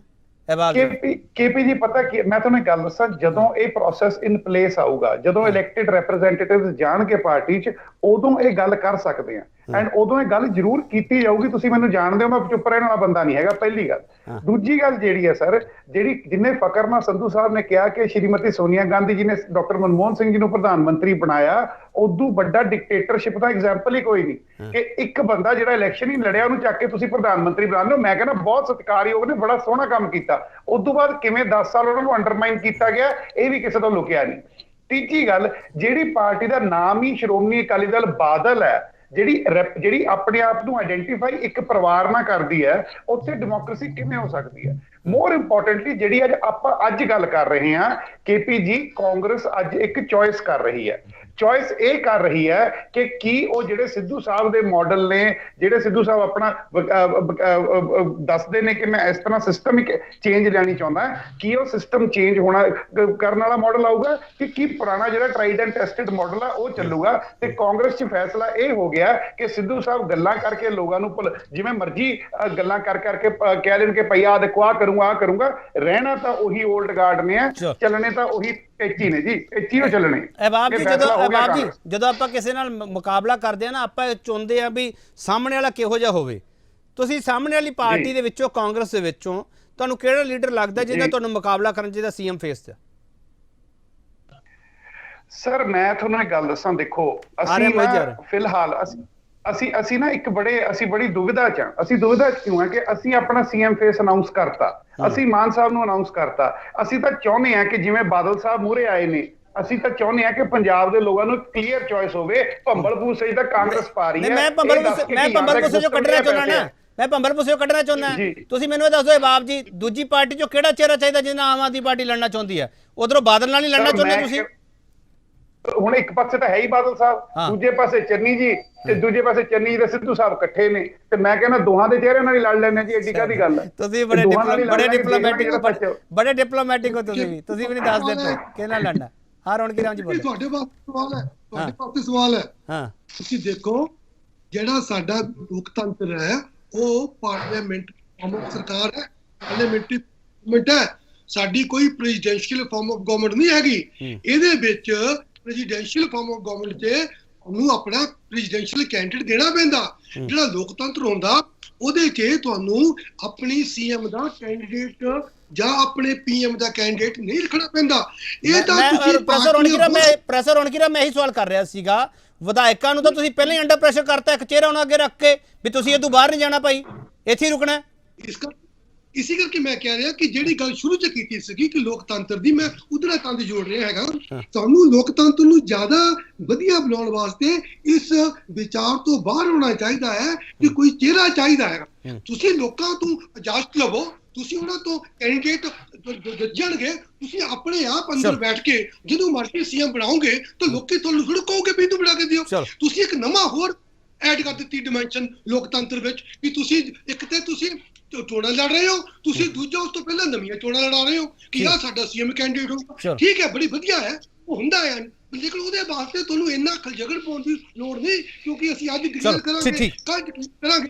ਇਲੈਕਸ਼ਨ ਤਾਂ 20 ਨੂੰ ਹੈਗੇ ਆ, ਤੁਸੀਂ ਅੱਗੇ ਹੋਰ ਨਵਾਂ ਚੋਣਾਂ ਸ਼ੁਰੂ ਕਰ ਲਈਆਂ ਪੰਜਾਬ 'ਚ। ਹਾਂਜੀ ਮੋਹਿਤ ਜੀ ਬੋਲੋ। ਦੇਖੋ ਜਿਹੜੀ ਗੱਲ ਪ੍ਰੋਫੈਸਰ ਸਾਹਿਬ ਕਹਿ ਰਹੇ ਆ ਮੈਂ ਉਸ ਗੱਲ ਨਾਲ ਸਹਿਮਤ ਨਹੀਂ। ਹਰੇਕ ਪੋਲੀਟੀਕਲ ਪਾਰਟੀ ਨੂੰ ਆਪਣਾ ਸੀਐਮ ਦੇ ਚਿਹਰੇ ਨਾਲ ਹੀ ਮੈਦਾਨ 'ਚ ਜਾਣਾ ਚਾਹੀਦਾ, ਕਿਉਂਕਿ ਹੁੰਦਾ ਕੀ ਹੈ, ਜਿਵੇਂ ਪਿਛਲੀ ਵਾਰ ਕੈਪਟਨ ਅਮਰਿੰਦਰ ਸਿੰਘ ਨੂੰ ਕਾਂਗਰਸ ਨੇ ਸੀਐਮ ਦਾ ਚਿਹਰਾ ਬਣਾਇਆ ਔਰ ਉਹਨਾਂ ਨੇ ਝੂਠੀ ਸਹੁੰ ਖਾ ਕੇ ਪਵਿੱਤਰ ਗੁਟਕਾ ਸਾਹਿਬ ਦੀ ਬਠਿੰਡੇ ਦੀ ਧਰਤੀ ਤੋਂ ਵੱਖ-ਵੱਖ ਲੋਕਾਂ ਨਾਲ ਵਾਅਦੇ ਕੀਤੇ ਕਿ ਜੀ ਮੈਂ ਆਏ ਪੂਰੇ ਕਰੂ ਆਏ, ਔਰ ਜਦੋਂ ਪੌਣੇ 5 ਸਾਲ ਉਹਨਾਂ ਨੇ ਕੁਝ ਨਹੀਂ ਕੀਤਾ ਤਾਂ ਕਾਂਗਰਸ ਕਹਿਣ ਲੱਗੀ ਜੀ ਉਹ ਤਾਂ ਕੈਪਟਨ ਸਾਹਿਬ ਨੇ ਵਾਅਦੇ ਕੀਤੇ ਸੀ। ਜੇ ਉਸ ਵੇਲੇ ਕੈਪਟਨ ਸਾਹਿਬ ਦੇ ਜਿਹੜੇ ਲੀਡਰਸ਼ਿਪ ਸੀ, ਜਿਹੜੀ ਕਾਂਗਰਸ ਦੇ ਅੱਜ ਮੰਤਰੀ ਨੇ, ਉਪ ਮੁੱਖ ਮੰਤਰੀ ਨੇ ਜਾਂ ਹੋਰ ਮਿਨਿਸਟਰ ਨੇ, ਉਹ ਸਾਰੇ ਦੇ ਸਾਰੇ ਮੰਚ ਤੇ ਸ਼ਾਮਲ ਸੀ। ਜੇ ਅੱਜ ਉਹ ਸੀਐਮ ਦੇ ਚਿਹਰੇ ਨਾਲ ਆਉਂਦੇ ਆ, ਕੱਲ ਨੂੰ ਕਹਿਣਗੇ ਜਿਸ ਤਾਂ ਵਾਅਦਾ ਹੀ ਨਹੀਂ ਕੀਤਾ। ਨਵਜੋਤ ਸਿੰਘ ਸਿੱਧੂ ਨੇ ਵਾਅਦਾ ਕੀਤਾ ਸੀ ਜੀ ਉਹ ਪ੍ਰਧਾਨ ਹੈ, ਉਹਨਾਂ 'ਚ ਪੰਜਾਬ ਮਾਡਲ ਦੀ ਸਿੱਧੂ ਸਾਹਿਬ ਗੱਲ ਕਰ ਰਹੇ ਆ। ਮੈਂ ਕੱਲ ਵੀ ਇੱਕ ਡਿਬੇਟ 'ਚ ਉਹਨਾਂ ਦੇ ਨੁਮਾਇੰਦੇ ਤੋਂ ਪੁੱਛਿਆ ਸੀ ਵੀ ਤੁਸੀਂ ਪੰਜਾਬ ਮਾਡਲ ਦੀ ਸਿੱਧੂ ਸਾਹਿਬ ਗੱਲ ਕਰ ਰਹੇ, ਮੈਂ ਇਹ ਕਰੂੰਗਾ ਕਿ ਉਹਨਾਂ ਨੂੰ ਇਹ ਨਹੀਂ ਭੁੱਲਣਾ ਚਾਹੀਦਾ ਵੀ ਨਵਜੋਤ ਸਿੰਘ ਸਿੱਧੂ ਹੈ ਜਿਹੜੇ ਉਹ ਪਿਛਲੇ 5 ਸਾਲ ਤੋਂ ਉਸ ਪਾਰਟੀ ਦੇ ਐਮਐਲਏ ਨੇ ਜਿਹੜੇ ਪਾਰਟੀ ਦੀ ਸੂਬੇ 'ਚ ਸਰਕਾਰ ਹੈ, ਔਰ ਉਸ ਪੋਲੀਟੀਕਲ ਪਾਰਟੀ ਦੇ ਉਹ 2.5 ਸਾਲ ਸਰਕਾਰ 'ਚ ਮੰਤਰੀ ਵੀ ਰਹੇ ਆ ਔਰ ਪਿਛਲੇ 4 ਮਹੀਨਿਆਂ ਤੋਂ ਕਾਂਗਰਸ ਪੀਪੀਸੀ ਦੇ ਪ੍ਰਧਾਨ ਵੀ ਹੈ। ਉਹਨਾਂ ਨੂੰ ਤਾਂ ਪੰਜਾਬ ਮਾਡਲ ਦੀ ਅੱਜ ਗੱਲ ਹੀ ਨਹੀਂ ਕਰਨੀ ਚਾਹੀਦੀ, ਕਿਉਂਕਿ ਇਹਨਾਂ ਦਾ ਪੰਜਾਬ ਮਾਡਲ ਹੈ ਜਿਹੜਾ, ਜਿਵੇਂ ਉਹ ਬੱਚੇ ਸਾਇੰਸ ਮੇਲੇ 'ਚ ਜਾਂਦੇ ਹੁੰਦੇ ਨਾ ਮਾਡਲ ਬਣਾ ਕੇ, ਔਰ ਜੋ ਮੇਲੇ ਤੋਂ ਆ ਕੇ ਉਹ ਜਿਹੜੇ ਮਾਡਲ ਹੈ ਸਾਰੇ ਉਹ ਨਮਾਰੀਆਂ 'ਚ ਰੱਖੇ ਜਾਂਦੇ ਆ। ਸਰ ਮੋਹਿਤ ਜੀ ਮਿਸਟਰ ਸਿੱਧੂ ਦਾ ਮਾਡਲ ਤੁਹਾਨੂੰ ਤਾਂ ਨਹੀਂ ਪਸੰਦ ਕਿਉਂਕਿ ਉਹ ਮਾਫੀਆ ਰਾਜ ਤੇ ਲਗਾਮ ਪਾਉਣਾ ਚਾਹੁੰਦਾ ਉਹ ਮਾਡਲ, ਕਿ ਨਹੀਂ ਸਹਿਮਤ ਇਸ ਨਾਲ? ਕੇਪੀ ਜੀ ਇੱਕ ਮਿੰਟ ਆ ਰਿਹਾ ਪ੍ਰੈਸ ਰੋਕ ਇੱਕ ਮਿੰਟ ਪਲੀਜ਼, ਮੇਰੀ ਗੱਲ ਸੁਣੋ। ਕੇਪੀ ਸਿੰਘ ਜੀ, ਜੇ ਲਗਾਮ ਪਾਉਣਾ ਚਾਹੁੰਦਾ 5 ਸਾਲ ਕਿਹਦੀ ਸਰਕਾਰ ਸੀ? ਅੱਜ ਇਹ ਕਹਿ ਰਹੇ ਆ ਇਹਨਾਂ ਦੇ ਜਿਹੜੇ ਸਾਬਕਾ ਮੁੱਖ ਮੰਤਰੀ, ਉਹ ਕਹਿ ਰਹੇ ਆ, ਬੜੀ ਸ਼ਰਮ ਦੀ ਗੱਲ ਹੈ ਵੀ ਮੈਂ ਪੌਣੇ 5 ਸਾਲ ਮੇਰੇ 42 ਜਾਂ 50 ਐਮਐਲਏ ਪੂਰੀ ਤਰ੍ਹਾਂ ਮਾਫੀਆ ਰਾਜ 'ਚ ਲਿਪਤ ਸੀ। ਕੀ ਸਿੱਧੂ ਸਾਹਿਬ ਉਦੋਂ ਮੰਤਰੀ ਨਹੀਂ ਸੀ ਉਸ ਸਰਕਾਰ 'ਚ? ਕੀ ਉਹ ਐਮਐਲਏ ਨਹੀਂ ਸੀ? ਉਦੋਂ ਉਹਨਾਂ ਨੇ ਕਿਉਂ ਨਹੀਂ ਰੌਲਾ ਪਾਇਆ? ਜਾਂ ਹੁਣ 4 ਮਹੀਨਿਆਂ ਤੋਂ ਪੀਪੀਸੀ ਦੇ ਪ੍ਰਧਾਨ ਨੇ, ਇੱਕ ਪਾਸੇ ਕਹਿੰਦੇ ਵੀ ਸਾਡੀ ਜਿਹੜੀ ਸਰਕਾਰ ਹੈ ਉਹਨੂੰ ਸਾਡੀ ਪਾਰਟੀ ਚਲਾਉਂਦੀ ਹੈ, ਤਾਂ ਉਹ ਜਿਹੜੇ 4 ਮਹੀਨਿਆਂ ਦੀ ਸਰਕਾਰ ਹੈ ਸਿੱਧੂ ਸਾਹਿਬ ਉਹ ਤੋਂ ਕਿਵੇਂ ਹੋ ਸਕਦੇ ਹੈ? ਨਹੀਂ ਫਿਰ ਤੁਸੀਂ ਹੁਣ ਕਿਉਂ ਇਹ ਕਹਿੰਦੇ ਆ ਮਿਸਟਰ ਮਜੀਠੀਆ ਨੂੰ ਮਿਸਟਰ ਸਿੱਧੂ ਨੇ ਫਸਾਤਾ, ਕਿਉਂ ਕਹਿੰਦੇ ਹੋ ਫਿਰ? ਹਾਂਜੀ, ਸਿੱਧੂ ਨਹੀਂ ਫਸਾਇਆ ਜੀ, ਮਿਸਟਰ ਸਿੱਧੂ ਨੇ ਫਸਾਇਆ। ਬਿਲਕੁਲ ਜੀ, ਸਿੱਧੂ ਸਾਹਿਬ ਨੇ ਪ੍ਰੈਸ਼ਰ ਬਣਾਇਆ, ਡੀਜੀਪੀ ਲਾਉਣ ਲਈ ਪ੍ਰੈਸ਼ਰ ਬਣਾਇਆ, ਇਹਨਾਂ ਨੂੰ 4 ਡੀਜੀਪੀ ਬਦਲਨੇ ਪਏ ਮਜੀਠਾ ਸਾਹਿਬ ਤੇ। ਚਲੋ ਡਿਬੇਟ ਹੋ ਰਹੀ ਪਾਸੇ ਚੱਲੀ ਜੀ। ਮੈਂ ਇੱਕ ਛੋਟਾ ਬ੍ਰੇਕ ਲਾ ਕੇ ਵਾਪਸ ਆ ਰਿਹਾ, ਆਖਰੀ ਹਿੱਸੇ ਵਿੱਚ ਹੋਵਾਂਗੇ, ਮੈਂ ਆ ਰਿਹਾ ਵਾਪਸ ਹੀ ਆ ਰਿਹਾ। ਮਿਸਟਰ ਜਾਖੜ ਅਸਲ ਵਿੱਚ ਕੀ ਕਰਨਾ ਚਾਹੁੰਦੇ ਆ? ਸਾਨੂੰ ਇਹ ਸਮਝਣਾ ਚਾਹੀਦਾ, ਇਹ ਅਸੀਂ ਹਜੇ ਤੱਕ ਨਹੀਂ ਸਮਝ ਸਕੇ। ਪ੍ਰੋਫੈਸਰ ਰੌਣਕੀ ਰਾਮ ਤੋਂ ਮੈਂ ਅਖੀਰ ਤੇ ਆ ਕੇ ਸਮਝਣ ਦੀ ਕੋਸ਼ਿਸ਼ ਜ਼ਰੂਰ ਕਰੂੰਗਾ। 40 ਐਮਐਲਏ ਵੋਟਾਂ ਪਾਈ, 16 ਵੋਟਾਂ ਸੁਖਜਿੰਦਰ ਲਾਵੇ ਨੂੰ ਪਈਆਂ, 12 ਵੋਟਾਂ ਪਈਆਂ ਮਹਾਰਾਣੀ ਪ੍ਰਨੀਤ ਕੌਰ ਨੂੰ, 6 ਵੋਟਾਂ ਪਈਆਂ ਨਵਜੋਤ ਸਿੰਘ ਸਿੱਧੂ ਨੂੰ, 2 ਵੋਟਾਂ ਪਈਆਂ ਚੰਨੀ ਕਿ ਪੰਜਾਬ ਕਾਂਗਰਸ ਸਾਬਕਾ ਪ੍ਰਧਾਨ ਸੁਨੀਲ ਜਾਖੜ ਹੁਣ ਕਿਹੜੀ ਹਮਾਇਤ ਚਾਹੁੰਦੇ ਨੇ। ਅਹਿਬਾਬ ਗਰੇਵਾਲ, ਇੱਕ ਸਵਾਲ ਤੁਹਾਨੂੰ ਮੈਂ ਪੁੱਛਣ ਜਾ ਰਿਹਾ, ਇਹ ਹੋ ਸਕਦਾ ਸਵਾਲ ਤੁਹਾਨੂੰ ਮੇਰਾ ਪਸੰਦ ਨਾ ਆਵੇ। ਤੁਸੀਂ ਇੱਕ ਵਿਸ਼ੇਸ਼ ਭਾਈਚਾਰਕ ਨਾਲ, ਵਿਸ਼ੇਸ਼ ਧਰਮ ਨਾਲ ਇਸ ਡਿਬੇਟ ਨੂੰ ਜੋੜ ਰਹੇ ਹੋ ਸਾਰੇ ਜਣੇ। ਅਹਿਬਾਬ ਗਰੇਵਾਲ, ਕਿਤੇ ਕਾਂਗਰਸ ਦੀ ਪਲੈਨਿੰਗ ਤਾਂ ਨਹੀਂ ਹੈਗੀ ਕਿ ਆਪਦਾ ਦਾ ਵੋਟ ਕੰਸੋਲੀਡੇਟ ਕਰ ਲਈਏ? ਅਸੀਂ ਮਿਸਟਰ ਜਾਖੜ ਨੂੰ ਵੀ ਕਹਿੰਦਾ ਤੁਸੀਂ ਇੱਥੇ ਬਿਆਨ ਦੇ ਦਿਓ, ਮਿਸਟਰ ਚੰਨੀ ਨੂੰ ਕਹਿੰਦਾ ਤੁਸੀਂ ਭਦੌੜ ਚਲ ਜਾਓ, ਮਿਸਟਰ ਸਿੱਧੂ ਨੂੰ ਉੱਥੇ ਮਾਝੇ 'ਚ ਭੇਜਤਾ। ਕੋਈ ਤਾਂ ਲੱਗਦਾ ਨਹੀਂ ਵੋਟ ਕੰਸੋਲੀਡੇਟ ਵਾਲੀ ਪੋਲਿਟਿਕਸ ਤਾਂ ਨਹੀਂ ਹੈਗੀ ਕਾਂਗਰਸ ਦੀ। ਆਪਾਂ ਸਾਰੇ ਇੱਥੇ ਐਵੇਂ ਉਲਝੇ ਜਾਂਦੇ ਹਾਂ ਕਿ ਜਾਖੜ ਸਾਹਿਬ ਨੇ ਇਹ ਕਹਿਤਾ ਉਹ ਕਹਿਤਾ। ਜਾਖੜ ਸਾਹਿਬ ਦੇ ਹੱਥੋਂ ਤਾਂ ਗੇਮ ਨਿਕਲ ਚੁੱਕੀ ਹੈ ਨਾ ਮਿਸਟਰ ਅਹਿਬਾਬ। ਕੇਪੀ ਜੀ, ਦੋ ਗੱਲਾਂ ਨੇ ਸਰ, 2 ਗੱਲਾਂ ਨੇ। ਜਿਹੜੀ ਤੁਸੀਂ ਗੱਲ ਕਹਿ ਰਹੇ ਹੋ ਉਹਦੇ 'ਚ ਬਹੁਤ ਜ਼ਿਆਦਾ ਕੀ ਕਹਿੰਦੇ ਆ ਵਜ਼ਨ ਹੈ। ਕਾਂਗਰਸ ਜਿਹੜਾ ਅੱਡ-ਅੱਡ ਕਾਰਡਸ ਪਲੇ ਕਰ ਰਹੀ ਹੈ ਉਹ ਬਿਲਕੁਲ ਸਹੀ ਪਲੇ ਕਰ ਰਹੀ ਹੈ, ਪਰ ਇਹਦਾ ਇੱਕ ਦੂਜਾ ਪਹਿਲੂ ਹੈ ਜਿਹੜਾ ਕਿ ਮੈਂ ਧਰਮ ਨਾਲ ਨਹੀਂ ਜੋੜਿਆ ਸੀ, ਮੈਂ ਦੂਜੇ ਪਹਿਲੂ ਨਾਲ ਜੋੜਿਆ ਸੀਗਾ। ਮੈਂ ਉਸ ਪਹਿਲੂ ਨਾਲ ਜੋੜਿਆ ਸੀਗਾ ਕਿ ਜਿਹੜੀ ਸਿੱਧੂ ਸਾਹਿਬ ਗੱਲ ਕਰ ਰਹੇ, ਤੁਸੀਂ ਸਵਾਲ ਪੁੱਛਿਆ ਕਿ ਸਿੱਧੂ ਸਾਹਿਬ ਕਿਤੇ ਮਾਫੀਆ ਖਤਮ ਕਰਨ ਨੂੰ ਗੱਲ ਕਰ ਰਹੇ, ਤੁਹਾਨੂੰ ਉਹ ਤੋਂ ਤਾਂ ਨਹੀਂ ਡਰ ਲੱਗਦਾ? ਉਹ ਸਰ ਉਹ ਨਹੀਂ ਖਤਮ ਹੋਣੇ, ਕਿਉਂਕਿ ਕਾਂਗਰਸ ਨੇ ਚੋਇਸ ਕਰ ਲਈ ਹੈ। ਲੋਕਾਂ ਲਈ ਚਿਹਰੇ ਬਣ ਰਹੇ ਆ, ਲੋਕਾਂ ਲਈ ਅੱਡ-ਅੱਡ ਸਟ੍ਰੈਟਾ ਦਿਖਾਇਆ ਜਾ ਰਿਹਾ, ਲੋਕਾਂ ਲਈ ਇੱਕ ਪਾਸੇ ਡਿਵੈਲਪਮੈਂਟਲ ਸਿੱਧੂ ਸਾਹਿਬ ਦਾ ਮੁਖੌਟਾ ਦਿਖਾਇਆ ਜਾ ਰਿਹਾ, ਇੱਕ ਧਰਮ ਲਈ ਜਾਖੜ ਸਾਹਿਬ ਨੂੰ ਬੁਲਵਾਤਾ, ਚੰਨੀ ਸਾਹਿਬ ਨੂੰ ਮਾਲਵੇ ਭੇਜਤਾ, ਲੋਕਾਂ ਲਈ ਇਹ ਸੀਐਮ ਅਨਾਉਂਸ ਕਰਤਾ। ਪਰ ਅਸਲੀਅਤ ਵਿੱਚ ਜਿਹੜੀ ਚੋਇਸ ਹੈ ਉਹ ਕਾਂਗਰਸ ਕਰ ਚੁੱਕੀ ਹੈ ਕਿ ਜਿਹੜੇ ਪੁਰਾਣੇ ਜੰਮੇ ਬੈਠੇ ਨੇ ਖੁੰਡ, ਜਿਨ੍ਹਾਂ ਨੇ ਫਾਈਨੈਂਸ਼ੀਅਲੀ ਸਾਰਾ ਕੁਝ ਚਲਾਣਾ, ਉਹਨਾਂ ਨੂੰ ਕੰਟਰੋਲ ਦੇਣ ਦਾ ਫੈਸਲਾ ਹੋ ਗਿਆ। ਬੇਵਕੂਫ ਪੰਜਾਬ ਦੇ ਲੋਕਾਂ ਨਾਲ ਬਣਾਇਆ ਜਾ ਰਿਹਾ ਅੱਡ-ਅੱਡ ਮੁਖੌਟੇ ਦਿਖਾ ਕੇ। ਨਹੀਂ, ਜਾਖੜ ਸਾਹਿਬ ਨੇ ਜਿਹੜਾ ਬਿਆਨ ਦਿੱਤਾ, ਤੁਸੀਂ ਜਾਖੜ ਸਾਹਿਬ ਦੇ ਬਿਆਨ ਨਾਲ ਇਤਫਾਕ ਨਹੀਂ ਰੱਖਦੇ? ਉਹ 'ਚ ਤੁਹਾਨੂੰ ਗੇਮ ਪਲਾਨ ਲੱਗਦਾ? ਸਰ ਮੈਂ ਇਹ ਦੇਖਦਾ ਕਿ ਟਾਈਮਿੰਗ ਬੜਾ ਸਹੀ ਹੈ। ਇਲੈਕਸ਼ਨ ਤੁਸੀਂ ਲੜ ਨਹੀਂ ਰਹੇ, ਤੁਹਾਨੂੰ 42 ਬੰਦਿਆਂ ਨੇ ਵੋਟਾਂ ਪਾਤੀਆਂ ਸੀਗੀਆਂ, ਤੁਸੀਂ ਚਲੋ ਤੁਹਾਡੀ ਕੋਈ ਪਰਸਨਲ ਗੱਲ ਸੀ, ਤੁਸੀਂ ਪੇਪਰ ਫਾਈਲ ਕਰਨ ਤੋਂ ਪਹਿਲਾਂ ਤਾਂ ਇੰਡੀਆ ਆ ਹੀ ਗਏ ਹੋ ਨਾ, ਤੁਸੀਂ ਇੰਨੇ ਸੀਨੀਅਰ ਹੋ, ਤੁਹਾਨੂੰ ਕੋਈ ਮਨਾ ਤਾਂ ਕਰਦਾ ਨਾ, ਤੁਹਾਨੂੰ ਕੋਈ ਮਨਾ ਥੋੜੀ ਕਰਦਾ ਜੇ ਤੁਸੀਂ ਇਲੈਕਸ਼ਨ ਲੜਨੀ ਹੁੰਦੀ। ਫਿਰ ਤੁਹਾਡਾ ਇਹਨਾਂ ਦਾ ਦੇਖ ਲਓ, ਚੰਨੀ ਜੀ ਦੇਖ ਲਓ, ਸਿੱਧੂ ਸਾਹਿਬ ਦੇ, ਇਹ ਸਾਰੇ ਜਿਹੜੇ ਨਾ ਇਸ਼ਾਰਾ ਇਸ ਵੱਲ ਹੀ ਕਰਦੇ ਆ ਕਿ ਡਬਲ ਗੇਮ ਚੱਲ ਰਹੀ ਹੈ। ਚਲੋ ਹਾਂ ਨਰਿੰਦਰ ਸੰਧੂ ਜੀ, ਹੁਣ ਤੁਹਾਡੇ ਲਈ ਸਵਾਲ ਔਖਾ ਹੋ ਗਿਆ ਨਰਿੰਦਰ ਸੰਧੂ ਜੀ, ਅਖੀਰ ਤੇ ਆ ਕੇ ਤੁਸੀਂ ਇੱਕ ਪਲਾਨਿੰਗ ਦੇ ਤਹਿਤ ਸਭ ਕੁਝ ਕਰਦੇ ਪਏ ਹੋ। ਜਾਖੜ ਸਾਹਿਬ ਨੇ ਜੋ ਕਿਹਾ ਉਹ ਆਪਦੀ ਜਗ੍ਹਾ ਸਹੀ ਹੈ, ਮਿਸਟਰ ਚੰਨੀ ਨੂੰ 2 ਥਾਵਾਂ ਤੇ ਉਤਾਰਿਆ, ਤੁਹਾਡੀ ਪਲਾਨਿੰਗ ਹੈ। ਮਿਸਟਰ ਸਿੱਧੂ ਜੋ ਕਰਦੇ ਪਏ ਹੈ ਤੁਹਾਡਾ ਮਾਡਲ ਹੈ। ਨਰਿੰਦਰ ਸੰਧੂ ਜੀ ਨਹੀਂ, ਕੋਈ ਪਲੈਨਿੰਗ ਨਹੀਂ, ਬਿਲਕੁਲ ਤੁਸੀਂ ਠੀਕ ਹੋ, ਪੱਤਰਕਾਰ ਹੋ, ਤੁਸੀਂ ਕਹਿ ਸਕਦੇ ਪਲੈਨਿੰਗ ਹੋ, ਪਰ ਕੋਈ ਪਲੈਨਿੰਗ। ਮੈਂ ਫੇਰ ਕਹਿ ਰਿਹਾ, ਡੈਮੋਕ੍ਰੇਸੀ ਦੇਖੋ, ਜੇ ਕਾਂਗਰਸ ਚ ਡੈਮੋਕ੍ਰੇਸੀ ਹੈ ਤੇ ਜਿਹੜਾ ਪੌਣੇ 5 ਸਾਲ ਮੁੱਖ ਮੰਤਰੀ ਨੇ ਕੰਮ ਕਰਤਾ, ਲਾ ਕੇ ਗੱਦੀ ਪਰਲੇ ਬੰਨੇ ਮਾਰਿਆ। ਨਹੀਂ, ਇੱਕ ਨਰਿੰਦਰ ਸੰਧੂ ਜੀ ਮਿਸਟਰ ਜਾਖੜ ਦੀ ਸ਼ਾਇਰੀ ਪੜਿਆ ਕਰੋ ਸਰ, ਟਵਿੱਟਰ ਤੇ ਜਿਹੜੀ ਲਿਖਦੇ ਹੋ। ਮਿਸਟਰ ਜਾਖੜ 111 ਦੇ ਡੈਮੋਕ੍ਰੇਸੀ ਨੂੰ ਭੁੱਲੇ ਬੈਠੇ ਰਹੇ, ਅੱਜ ਡੈਮੋਕ੍ਰੇਸੀ ਯਾਦ ਆ ਗਈ ਉਹਨਾਂ ਨੂੰ, ਲੋਕਾਂ ਵਿੱਚ ਜਾ ਕੇ ਦੱਸੀ ਜਾਂਦੇ ਆ। ਨਹੀਂ, ਕਿਉਂ ਨਹੀਂ ਡੈਮੋਕ੍ਰੇਸੀ ਸਾਡੀ ਕਾਂਗਰਸ, ਮੈਂ ਤੁਹਾਨੂੰ ਕਈ ਐਗਜ਼ਾਮਪਲਾਂ ਦਿੰਦਾ, ਡੈਮੋਕ੍ਰੇਸੀ ਨਹੀਂ। ਅੱਛਾ, ਫਿਰ ਤੁਸੀਂ ਕਹਿੰਦੇ ਹੋ ਇਹਦਾ ਮਤਲਬ ਜਿਹੜੀ ਅਕਾਲੀ ਦਲ ਚ ਡੈਮੋਕ੍ਰੇਸੀ ਹੈ, ਵੀ ਮਜੀਠੀਆ ਸਾਹਿਬ ਨੂੰ ਉਹਨਾਂ ਨੇ ਪਿਛਲੀ ਵਾਰੀ ਮੰਤਰੀ ਬਣਾਤਾ ਤੇ ਕਈ ਬਜ਼ੁਰਗ ਲੈ ਗਏ, ਇਹ ਡੈਮੋਕ੍ਰੇਸੀ ਹੈ? ਉਹਨਾਂ ਦਾ ਆਪਣਾ ਸਗਾ ਭਰਾ ਛੱਡ ਕੇ ਦਾਸ ਬਾਦਲ ਕਾਂਗਰਸ ਚਲ ਗਿਆ, ਉਹਨਾਂ ਦੀ ਡੈਮੋਕ੍ਰੇਸੀ ਹੈ? ਦੇਖੋ ਗੱਲ ਜੇ ਡੈਮੋਕ੍ਰੇਸੀ ਤੁਸੀਂ ਆਪ ਦੀ ਕਰੋ, ਫੂਲਕਾ ਜੀ, ਧਰਮਵੀਰ ਗਾਂਧੀ ਜੀ, ਕੁਮਾਰ ਵਿਸ਼ਵਾਸ, ਸੁਨੀਲ ਛੋਟੇਪੁਰ, ਘੁੱਗੀ, ਇਹ ਸਾਰੇ ਨਿਕਲ ਗਏ, ਉਹ ਕਹਿੰਦੇ ਸਾਡੀ ਡੈਮੋਕ੍ਰੇਸੀ ਹੈ। ਇਹ ਡੈਮੋਕ੍ਰੇਸੀ ਹੈ? ਸਾਡੇ ਵਿੱਚ ਮਨਮੁਟਾਵ ਹੁੰਦਾ, ਪਰ ਐਂਡ ਆਫ ਦਾ ਡੇ ਸਾਰੇ ਇਕੱਠੇ ਹੁੰਦੇ ਆ। ਕਿਤੇ ਹਿਲਜੁਲ ਹੁੰਦੀ ਹੈ, ਪਰ ਇਹ ਨਹੀਂ ਪਾਰਟੀ ਛੱਡ ਕੇ ਭੱਜ ਜਾਓ, ਆਹ ਕਰ ਲਓ, ਕੁਝ ਨਹੀਂ ਹੁੰਦਾ, ਉੱਥੇ ਹੀ ਖੜੇ ਨੇ। ਤੁਹਾਡੇ ਨਰਿੰਦਰ ਜੀ ਇੱਕ ਮਿੰਟ ਅਬਾਬ ਜੀ, ਨਰਿੰਦਰ ਜੀ ਸੀਐਮ ਦਾ ਭਰਾ ਤੁਹਾਡੇ ਨਾਲ ਨਹੀਂ ਹੈਗਾ, ਮੈਂ ਬਾਕੀ ਕਿਸੇ ਦਾ ਨਾਮ ਨਹੀਂ ਲੈ ਰਿਹਾ। ਠੀਕ ਹੈ ਤੁਹਾਡੀ ਗੱਲ, ਉਹ ਤਾਂ ਸਭ ਨੂੰ ਪਤਾ, ਆਜ਼ਾਦ ਖੜੇ ਨੇ। ਡੈਮੋਕ੍ਰੇਸੀ ਦੇ ਸਵਾਲ ਤੇ ਤਿੰਨੇ ਪਾਰਟੀਆਂ ਤੁਸੀਂ ਇਸ ਵਕਤ ਬੁਰੀ ਤਰ੍ਹਾਂ ਬੈਕਫੁੱਟ ਤੇ ਹੋ ਸਰ, ਤੁਸੀਂ ਸਾਰੇ ਚਿੱਠੇ ਖੋਲਦੇ ਇੱਕ ਦੂਜੇ ਨੇ। ਹਾਂ ਪ੍ਰੋਫੈਸਰ ਰੌਣਕੀ ਰਾਮ, ਲਾਸਟ ਕੁਐਸਚਨ ਤੁਹਾਨੂੰ ਪ੍ਰੋਫੈਸਰ ਰੌਣਕੀ ਰਾਮ ਸਰ, ਇਹ ਡੈਮੋਕ੍ਰੇਸੀ ਦਾ ਸਵਾਲ ਹੈ ਜਾਂ ਵੋਟ ਕੰਸੋਲੀਡੇਟ ਕਰਨ ਵਾਲਾ ਸਵਾਲ ਹੈ ਜਾਂ ਇੱਕ ਪੋਲੀਟੀਕਲ ਪਲਾਨਿੰਗ ਦਾ ਸਵਾਲ ਹੈ? ਮਿਸਟਰ ਰੌਣਕੀ ਰਾਮ ਦੇਖੋ, ਇਹ ਜ਼ਿਆਦਾ ਤੌਰ ਦੇ ਉੱਤੇ ਪੋਲੀਟੀਕਲ ਪਲਾਨਿੰਗ ਹੈ। ਪੋਲੀਟੀਕਲ ਪਲਾਨਿੰਗ ਵੋਟ ਕੰਸੋਲੀਡੇਸ਼ਨ ਵਾਸਤੇ ਹੋ ਰਹੀ ਆ। ਪੋਲੀਟੀਕਲ ਪਲਾਨਿੰਗ ਤੇ vote consolidation R one and the same thing.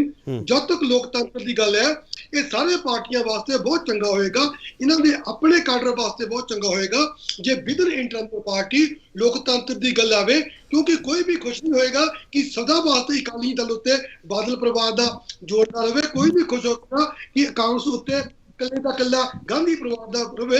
ਇਸ ਤਰ੍ਹਾਂ ਹੀ ਅਫਤਾਬ ਵੀ ਖੁਸ਼ ਨਹੀਂ ਹੋਣਗੇ ਕਿ ਅਗਰ ਉਹਦੇ ਚ ਕਿਸੇ ਇੱਕ ਬੰਦੇ ਦਾ ਕੰਟਰੋਲ ਰਵੇ। ਇਸ ਕਰਕੇ ਲੋਕਤੰਤਰ ਨੂੰ ਵਧੀਆ ਬਣਾਉਣ ਲਈ, ਉਹਦੇ ਚ ਅੰਦਰੋਂ ਆਵਾਜ਼ ਪਾਉਣ ਲਈ, ਲੋਕਾਂ ਦੀਆਂ ਪਾਲਿਸੀਆਂ ਨੂੰ ਲੋਕਤੰਤਰ ਦੇ ਰਾਹੀਂ ਲਾਗੂ ਕਰਨ ਲਈ ਇਹ ਬਹੁਤ ਜ਼ਰੂਰੀ ਆ ਕਿ ਇਹਨਾਂ ਪਾਰਟੀ ਦਾ ਲੋਕਤੰਤਰ। ਚਲੋ ਹਾਂਜੀ ਮੋਹਿਤ ਜੀ, ਡਿਬੇਟ ਹੋ ਰਹੀ ਆ, ਉਹਦੇ ਚ ਕੁਝ ਚੀਜ਼ਾਂ ਆ ਰਹੀਆਂ ਨੇ ਕਿ ਸਾਰੀਆਂ ਪਾਰਟੀਆਂ ਚ ਲੋਕਤੰਤਰ ਦੇ ਪੱਖੋਂ ਇਹ ਡੈਫਿਸਿਟ ਨੇ, ਉੱਥੇ ਲੋਕਤੰਤਰ ਨਹੀਂ ਹੈਗਾ। ਲੇਕਿਨ ਵਾਅਦਾ ਕਰਦੇ ਕਿ ਸਾਡੀ ਪਾਰਟੀ ਜਿਹੜੀ ਹੈਗੀ ਆ ਉਹ ਅਸੀਂ ਲੋਕਤੰਤਰ ਨੂੰ ਲਿਜਾ ਰਹੇ ਨੇ। ਬਹੁਤ ਚੰਗਾ ਹੋਵੇਗਾ ਜੇ ਲੋਕਤੰਤਰ ਜੋ ਇਹ ਕਹਿ ਰਹੇ ਨੇ ਸੱਚਮੁੱਚ ਇਸ ਤਰ੍ਹਾਂ ਅੱਗੇ ਵਧੇ ਫੁੱਲੇ। ਠੀਕ ਹੈ, ਹਾਂਜੀ ਮੋਹਿਤ ਜੀ ਫਟਾਫਟ ਬੋਲਿਓ ਪਲੀਜ਼। ਦੇਖੋ, ਜਿਹੜੀ ਤੁਸੀਂ ਗੱਲ ਕਰ ਰਹੇ ਹੋ KP Singh ji, party within party ਲੋਕਤੰਤਰ ਬਹੁਤ ਜ਼ਰੂਰੀ ਨੇ, ਸਾਰੀਆਂ ਪਾਰਟੀਆਂ 'ਚ ਕੋਈ ਵੀ ਪਾਰਟੀ ਹੈ, ਪਰ ਜਿਹੜਾ ਲੋਕਤੰਤਰ ਹੈ ਲੋਕਾਂ ਨੂੰ ਭੁਲੇਖਾ ਪਾਉਣ ਲਈ ਨਹੀਂ ਹੋਣਾ ਚਾਹੀਦਾ, ਸੱਚਾਈ ਵਾਲਾ ਲੋਕਤੰਤਰ ਹੋਣਾ ਚਾਹੀਦਾ। ਇਹ ਨਹੀਂ ਹੋਣਾ ਚਾਹੀਦਾ ਵੀ ਅੱਜ ਆਪਾਂ ਗੱਲ ਕੁਝ ਹੋਰ ਕਰੀਏ, ਕੱਲ ਨੂੰ ਕੁਝ ਗੱਲ ਹੋਰ ਕਰੀਏ। ਜਿਹੜੀ ਚੀਜ਼ ਹੈ, ਜਿਹੜੀ ਜਾਖੜ ਸਾਹਿਬ ਨੇ ਗੱਲ ਕਹੀ ਹੈ, ਜਿੱਥੋਂ ਡਿਬੇਟ ਸ਼ੁਰੂ ਹੋਈ ਸੀ, ਇਸ 'ਚ ਜਾਖੜ ਸਾਹਿਬ ਦਾ ਜਿਹੜਾ ਦਰਦ ਹੈ, ਜੋ ਜਾਖੜ ਸਾਹਿਬ ਨਾਲ ਹੋਇਆ ਹੈ, ਉਹਨਾਂ ਨੇ ਉਹ ਸਾਰੀ ਚੀਜ਼ ਬਿਆਨ ਕੀਤੀ ਹੈ। ਔਰ ਉਹਦੇ ਨਾਲ ਮੈਂ ਅਹਿਬਾਬ ਜੀ ਦੀ ਗੱਲ ਨਾਲ ਸਹਿਮਤ ਹਾਂ, ਇਹ ਕਿਤੇ ਨਾ ਕਿਤੇ ਬਹੁਤ ਵੱਡੀ ਸਾਜ਼ਿਸ਼ ਵੀ ਹੋ ਸਕਦੀ ਹੈ ਪੰਜਾਬ ਦੇ ਲੋਕਾਂ ਨੂੰ ਮੂਰਖ ਬਣਾਉਣ ਦੀ। ਪਰ ਮੈਂ ਇੱਕ ਪਾਸੇ ਹੋ ਨਾ ਮੋਹਿਤ ਜੀ, ਇੱਕ ਪਾਸੇ ਹੋ, ਇਹ ਉਹੀ ਮਿਸਟਰ ਸੁਨੀਲ ਜਾਖੜ ਹੈ ਜਿਨ੍ਹਾਂ ਵਿਰੋਧ ਤੁਸੀਂ ਬਹੁਤ ਬੋਲਦੇ ਸੀਗੇ, ਪਰ ਆਪਸ 'ਚ ਗੱਲਾਂ ਬਾਤਾਂ ਇੱਥੇ ਹੁੰਦੀਆਂ। ਆਮ ਆਦਮੀ ਪਾਰਟੀ ਕਈ ਗੱਲਾਂ ਬਾਤਾਂ ਕਰਦੀ ਕਿ ਜਾਖੜ ਸਾਹਿਬ ਬਾਦਲਾਂ ਦੇ ਨੇੜੇ ਹੈ, ਉਹ ਨਹੀਂ ਬੋਲਦੇ, ਪਰ ਜਾਖੜ ਸਾਹਿਬ ਨੇ ਪਿਛਲੇ ਇਲੈਕਸ਼ਨ ਦੇ ਵਿੱਚ ਬਹੁਤ ਬੋਲਿਆ। ਹੁਣ ਤੁਸੀਂ ਕਹਿੰਦੇ ਹੋ ਜਾਖੜ ਸਾਹਿਬ ਨਾਲ ਧੋਖਾ ਹੋ ਗਿਆ, ਫਿਰ ਤੁਸੀਂ ਕਹਿੰਦੇ ਆ ਕੋਈ ਸਾਜ਼ਿਸ਼ ਹੋ ਸਕਦੀ, ਕਿਸੇ ਇੱਕ ਲਾਈਨ ਤੇ ਤਾਂ ਖੜੋ ਨਾ। ਮੈਂ ਗੱਲ ਇਹ ਕਹਿਣਾ ਜੀ ਵੀ ਜਾਖੜ ਸਾਹਿਬ ਦਾ ਦਰਦ ਵੀ ਹੈ, ਨਾਲ ਉਹ ਸਾਜ਼ਿਸ਼ ਵੀ ਹੈ ਕਾਂਗਰਸ ਦੀ, ਕਿਉਂਕਿ ਜਿਸ ਤਰੀਕੇ ਨਾਲ ਕਾਂਗਰਸ ਰਾਜਨੀਤੀ ਕਰ ਰਹੀ ਹੈ, ਜਿਸ ਤਰੀਕੇ ਨਾਲ ਹਰ ਵਾਰੀ ਇਲੈਕਸ਼ਨ ਦੇ ਦੌਰਾਨ ਨਵੀਂ ਤੋਂ ਨਵੀਂ ਚੀਜ਼ ਉਹ ਕੱਢ ਕੇ ਲਿਆਉਂਦੇ ਆ, ਕਿ ਪ੍ਰਸ਼ਾਂਤ ਕਿਸ਼ੋਰ ਦੀ ਲਿਖੀ ਵੀ ਸਕ੍ਰਿਪਟ ਜਿਹੜੀ ਚੱਲ ਰਹੀ ਹੈ ਕਾਂਗਰਸ 'ਚ, ਉਹਦਾ ਸਾਰਾ ਨਤੀਜਾ। ਮੋਹਿਤ ਜੀ ਆਪਾਂ ਥੋੜਾ ਕਲੀਅਰ ਕਰ ਲਈਏ ਸਰ। ਮੋਹਿਤ ਜੀ ਜਾਖੜ ਸਾਹਿਬ ਦੇ ਨਾਲ ਹੈ ਅਕਾਲੀ ਦਲ, ਇਸ ਦਰਦ ਦੇ ਵਿੱਚ ਸ਼ਾਮਲ ਹੈ? ਨਹੀਂ, ਅਸੀਂ ਜਾਖੜ ਸਾਹਿਬ ਮੈਂ ਤਾਂ ਸ਼ੁਰੂ ਚ ਕਿਹਾ ਜੀ ਇਹ ਕਾਂਗਰਸ ਦਾ ਇੰਟਰਨਲ ਮਾਮਲਾ ਹੈ। ਮੈਂ ਕਹਿਣਾ ਲੋਕ, ਪੰਜਾਬ ਦੇ ਲੋਕ ਖੜਨਾ ਨਹੀਂ ਚਾਹੁੰਦੇ, ਪਤਾ ਨਹੀਂ ਕੀ ਗੱਲ ਹੈ, ਸਟੈਂਡ ਤੇ ਰੱਖੋ ਨਾ ਸਰ। ਮਿੰਟ। ਸਰ ਹੁਣ ਟਾਈਮ ਸਮਾਪਤ ਹੋ ਗਿਆ ਮੋਹਿਤ ਜੀ, ਆਪਾਂ ਫੇਰ ਕਰ ਲਾਂਗੇ। ਇੱਕ ਮਿੰਟ ਗੱਲ ਸੁਣ ਲਓ। ਕੇਪੀ ਸਿੰਘ ਜੀ ਗੱਲ ਸੁਣੋ। ਬੋਲੋ। ਜਿਹੜੀ ਤੁਸੀਂ ਗੱਲ ਕਰਦੇ ਹੋ, ਮੈਂ ਸਟਾਰਟਿੰਗ 'ਚ ਗੱਲ ਕਹੀ ਹੈ, ਇਹ ਕਾਂਗਰਸ ਦਾ ਇੰਟਰਨਲ ਮਾਮਲਾ ਹੈ। ਸਰ ਇਹ ਤਾਂ ਮੈਂ ਮੈਂ ਸਵਾਲ ਚੱਕ ਲਿਆ, ਹੁਣ ਵੋਟ ਕੰਸੋਲੀਡੇਸ਼ਨ ਵਾਲਾ ਤੁਸੀਂ ਸਾਰੇ ਉਧਰ ਤੁਰ ਪਏ ਸਰ, ਮੇਰੇ ਮਗਰ ਕੋ ਲੱਗਦੇ ਪਏ ਹੋ? ਨਹੀਂ, ਛੋਟੇ ਮਗਰ ਅਸੀਂ ਕਦੋਂ ਲੱਗਦੇ ਆ? ਮੈਂ ਤਾਂ ਕਹਿੰਦਾ ਹਰ ਇਲੈਕਸ਼ਨ 'ਚ ਕਾਂਗਰਸ ਨਵਾਂ ਡਰਾਮਾ ਖੇਡਦੀ ਹੈ। ਮੋਹਿਤ ਜੀ ਜਾਖੜ ਸਾਹਿਬ ਦੇ ਮਗਰ ਹੋ ਫਿਰ? ਨਹੀਂ, ਅਸੀਂ ਕਾਹਦੇ ਲਈ ਮਗਰ ਹੈ? ਚਲੋ ਅਹਿਬਾਬ ਜੀ, ਮੈਂ ਕਹਿ ਰਿਹਾ ਕਾਂਗਰਸ ਹਰ ਇਲੈਕਸ਼ਨ 'ਚ ਨਵਾਂ ਡਰਾਮਾ ਰਚਦੀ ਹੈ। ਠੀਕ। ਅਹਿਬਾਬ ਜੀ ਤੁਹਾਨੂੰ ਗੇਮ ਪਲਾਨ ਲੱਗਦਾ ਕਾਂਗਰਸ ਦਾ ਇਹ ਮਿਸਟਰ ਜਾਖੜ ਦੇ ਜ਼ਰੀਏ ਜਿਹੜਾ ਸਾਰਾ ਕੁਝ ਆਇਆ ਬਾਹਰ? ਸਰ ਜਾਖੜ ਸਾਹਿਬ ਤੇ ਸਿੱਧੂ ਸਾਹਿਬ ਦੇ ਨੂੰ ਇੱਕ ਵੱਲ ਨੂੰ ਤੋਰਿਆ ਹੋਇਆ, ਅਸਲ 'ਚ ਹੋ ਕੁਝ ਹੋਰ ਹੀ ਰਿਹਾ। ਅਸਲ 'ਚ ਇਹ ਤਿਆਰੀਆਂ ਹੋਰ ਚੀਜ਼ਾਂ ਦੀ ਕਰ ਰਹੇ ਨੇ। ਇਹ ਕਹਿੰਦੇ ਕਿ ਮੋਰ ਆਫ ਦਾ ਸੇਮ ਲਿਆਉਣ ਦੀ ਤਿਆਰੀ ਹੈ। ਨਵਾਂ ਕੁਝ ਨਹੀਂ ਹੋਣਾ, ਕੋਈ ਮਾਡਲ ਨਹੀਂ ਆਣਾ, ਉਦਾਂ ਹੀ ਖੁੰਡਾਂ ਨੇ ਬੈਠਣਾ, ਉਦਾਂ ਹੀ ਡੱਗ ਚੱਲਣੇ, ਉਦਾਂ ਹੀ ਸਾਰਾ ਕੁਝ ਹੋਣਾ, ਕੋਈ ਹੋਰ ਨਹੀਂ। ਇਹ ਬੇਵਕੂਫ ਬਣਾਉਣ ਦੀ ਤਿਆਰੀ ਹੈ ਜੀ। ਜਾਖੜ ਸਾਹਿਬ ਬੈਸਟ ਪਰਸਨ ਲੱਗਦੇ ਆਮ ਆਦਮੀ ਪਾਰਟੀ ਨੂੰ ਮਿਸਟਰ ਚੰਨੀ ਤੇ ਸਿੱਧੂ ਦੇ ਮੁਕਾਬਲੇ? ਸਰ ਜਾਖੜ ਸਾਹਿਬ ਦਾ ਦਰਦ ਮਹਿਸੂਸ ਹੋ ਸਕਦਾ, ਕਿਉਂਕਿ ਉਹਨਾਂ ਨੂੰ ਸਿਰਫ ਇੱਕ ਗੱਲ ਪਿੱਛੇ ਹਟਾਇਆ ਗਿਆ, ਕਿਉਂਕਿ ਉਹਨਾਂ ਦਾ ਧਰਮ ਸਹੀ ਨਹੀਂ ਸੀ ਸਪੋਜ਼ਿਡਲੀ ਇਹਨਾਂ ਦੇ ਹਾਈ ਕਮਾਂਡ ਦੇ ਹਿਸਾਬ ਨਾਲ। ਉਹਨਾਂ ਦਾ ਦਰਦ ਸਹੀ ਹੋ ਸਕਦਾ।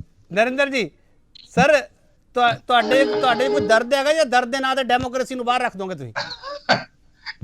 ਇਹਨਾਂ ਨੂੰ ਫੂਲਕਾ ਸਾਹਿਬ ਦਾ ਦਰਦ ਚੇਤੇ ਨਹੀਂ ਆਇਆ, ਧਰਮਵੀਰ ਗਾਂਧੀ ਦਾ ਦਰਦ ਚੇਤੇ ਨਹੀਂ ਆਇਆ ਹੈ ਜੀ। ਬਾਕੀ ਗਾਂਧੀ ਉਹ ਘੁੱਗੀ ਸਾਹਿਬ ਦਾ, ਖਹਿਰਾ ਸਾਹਿਬ ਦਾ ਦਰਦ ਚੇਤੇ ਨਹੀਂ ਆਇਆ। ਸਾਡੇ ਦਰਦ ਦਾ ਇਹਨਾਂ ਨੂੰ ਬੜਾ ਦਰਦ। ਤੇ ਐਂਡ 'ਚ ਮੈਂ ਕੇਪੀ ਸਿੰਘ ਜੀ ਸੌਰੀ ਗੱਲ ਕਹਿਣਾ ਚਾਹਾਂਗਾ, ਅੱਜ ਦਾ ਜੋਕ ਆਫ ਦਾ ਡੇ ਹੈ ਵੀ ਅਕਾਲੀ ਦਲ ਕਹਿੰਦੇ ਆ ਵੀ ਅਸੀਂ ਇੱਕ ਡੈਮੋਕ੍ਰੈਟਿਕ ਪਾਰਟੀ ਆ, ਲੋਕਤੰਤਰ ਸਾਡੇ ਵਿੱਚ ਆ। ਇਹ ਅੱਜ ਦਾ ਜੋਕ ਆਫ ਦਾ ਡੇ ਨੇ ਵੀ ਅਸੀਂ ਇੱਕ ਲੋਕਤੰਤਰ ਪਾਰਟੀ ਹੈ, ਜਦੋਂ ਕਿ ਸਾਰਿਆਂ ਨੂੰ ਪਤਾ ਵੀ ਬਾਦਲ ਸਾਹਿਬ ਜੋ ਕਹਿੰਦੇ ਨੇ ਉੱਥੇ ਉਹੀ ਹੋਣਾ। ਬਾਦਲ ਸਾਹਿਬ ਕਰਦੇ ਨੇ। ਇਸ ਕਰਕੇ ਮੈਂ ਇਸ ਤੋਂ ਅੱਗੇ ਕੁਝ ਨਹੀਂ ਕਰਨਾ ਚਾਹੁੰਦਾ। ਬਾਦਲ ਸਾਹਿਬ ਦਾ ਲੋਕਾਂ ਨਾਲ ਸੰਧੂ ਸਾਹਿਬ ਪਿਆਰ ਹੈ, ਪਾਰਟੀ ਵਰਕਰਾਂ ਦਾ ਪਿਆਰ ਹੈ ਬਾਦਲ ਸਾਹਿਬ ਨਾਲ। ਉਹ ਪਤਾ ਹੈ, ਸਭ ਨੂੰ ਪਤਾ ਹੈ। 5 ਵਾਰ ਮੁੱਖ ਮੰਤਰੀ ਬਣੇ ਆ। ਮੈਂ ਵੀ ਉਹਨਾਂ ਦੀ ਇੱਜ਼ਤ ਕਰਦਾ ਜੀ, ਮੈਂ ਵੀ ਇੱਜ਼ਤ ਕਰਦਾ। ਚਲੋ ਨਰਿੰਦਰ ਸੰਧੂ ਜੀ, ਤੁਹਾਡੇ ਦੋ ਸਾਬਕਾ ਪ੍ਰਧਾਨ ਨੇ ਤੁਹਾਨੂੰ ਟੈਨਸ਼ਨ ਪਾਤੀ ਹੈ, ਮਹਿੰਦਰ ਕੇਪੀ ਦਾ ਦਰਦ ਵੀ ਜਾਣ ਲਿਓ ਕੀ ਕਹਿੰਦੇ ਪਿਓ। ਬਹੁਤ ਧੰਨਵਾਦ ਤੁਹਾਡਾ ਨਰਿੰਦਰ ਸੰਧੂ। ਅਹਿਬਾਬ ਗਰੇਵਾਲ ਤੁਹਾਡਾ ਬਹੁਤ ਧੰਨਵਾਦ। ਮੋਹਿਤ ਗੁਪਤਾ ਤੁਹਾਡਾ ਬਹੁਤ ਧੰਨਵਾਦ ਤੇ ਪ੍ਰੋਫੈਸਰ ਰੌਣਕੀ ਰਾਮ ਤੁਹਾਡਾ ਵੀ ਬਹੁਤ ਧੰਨਵਾਦ। ਵਿਰੋਧੀ ਸਵਾਲ ਕਰਦੇ ਪਏ 2 ਵੋਟਾਂ ਵਾਲਿਆਂ ਨੂੰ 2 ਸੀਟਾਂ ਤੇ 42 ਵੋਟਾਂ ਵਾਲੇ ਦਾ ਭਵਿੱਖ ਕੀ ਹੈਗਾ। ਹੁਣ ਪੂਰੀ ਪੋਲਿਟਿਕਸ ਜਿਹੜੀ ਇੱਥੇ ਆ ਕੇ ਰੋਕੀ ਹੈ ਕਿ ਕੋਈ ਤਾਂ ਗੱਲ ਹੈਗੀ ਹੈ। ਜਾਖੜ ਸਾਹਿਬ ਨੇ ਬਿਆਨ ਦਿੱਤਾ, ਉਸ ਵਿੱਚ ਜਾਖੜ ਸਾਹਿਬ ਆਦੇ ਆਪ ਨੂੰ ਸੀਐਮ ਰੇਸ ਵਿੱਚ ਲਿਆਉਣਾ ਚਾਹੁੰਦੇ ਆ, ਜਾਂ ਜਾਖੜ ਸਾਹਿਬ ਹੈ ਜਿਹੜਾ ਉਹ ਆਪਦਾ ਦਰਦ ਬਿਆਨ ਕਰਨਾ ਚਾਹੁੰਦੇ ਆ ਲੋਕਾਂ ਦੀ ਕਚਹਿਰੀ ਵਿੱਚ ਆ। ਕਿਉਂਕਿ ਬੰਦਾ ਆਪਦੇ ਬੰਦਿਆਂ ਕੋਲ ਜਾ ਕੇ ਦਰਦ ਦੱਸਦਾ। ਜਾਖੜ ਸਾਹਿਬ ਨੇ ਕਿਤੇ ਆ ਦਰਦ ਦੱਸਿਆ ਤੇ ਹਾਈ ਕਮਾਂਡ ਨੂੰ ਚੇਤੇ ਕਰਾਇਆ ਕਿ ਮੈਂ ਵੀ ਹੈਗਾ, ਕਿਉਂਕਿ ਕੈਪਟਨ ਅਮਰਿੰਦਰ ਸਿੰਘ ਨੇ ਇੱਕ ਵਾਰੀ ਕਿਹਾ ਸੀਗਾ ਕਿ ਮਿਸਟਰ ਜਾਖੜ ਸੀਐਮ ਬਣ ਸਕਦੇ ਆ। ਤੇ ਜਦੋਂ ਇਹ ਕਿਹਾ ਗਿਆ ਸੀਗਾ, ਉਸ ਤੋਂ ਬਾਅਦ ਜਾਖੜ ਸਾਹਿਬ ਨੂੰ ਇਹ ਸਵਾਲ ਹੋਏ ਸੀ ਕਿ ਜਾਖੜ ਸਾਹਿਬ ਦਾ ਸਿਆਸੀ ਕਰੀਅਰ ਆ ਜਿਹੜਾ ਹੁਣ ਡਗਮਗਾਏਗਾ। ਤੇ ਕੈਪਟਨ ਅਮਰਿੰਦਰ ਸਿੰਘ ਦੀ ਉਸ ਲਾਈਨ ਤੋਂ ਬਾਅਦ ਅੱਜ ਜਿਹੜਾ ਬਿਆਨ ਸਾਹਮਣੇ ਆਇਆ, ਉਸ ਤੋਂ ਬਾਅਦ ਇਹ ਸਵਾਲ ਖੜੇ ਹੋਣ ਲੱਗ ਪਏ ਕਿ ਜਾਖੜ ਸਾਹਿਬ ਨੇ ਹੁਣ ਇਹ ਕਿਉਂ ਗੱਲ ਆਖੀ ਹੈ। ਜਾਖੜ ਸਾਹਿਬ ਜਦੋਂ ਇਹ ਗੱਲ ਆਖ ਰਹੇ ਆ ਤਾਂ ਉਦੋਂ ਮਿਸਟਰ ਚੰਨੀ ਤੇ ਮਿਸਟਰ ਸਿੱਧੂ ਦੇ ਲਈ ਕਿਹੜਾ ਅਲਾਰਮ ਵਜਾ ਰਿਹਾ, ਸਵਾਲ ਇਹ ਵੀ ਹੈ। ਬਹੁਤ ਧੰਨਵਾਦ।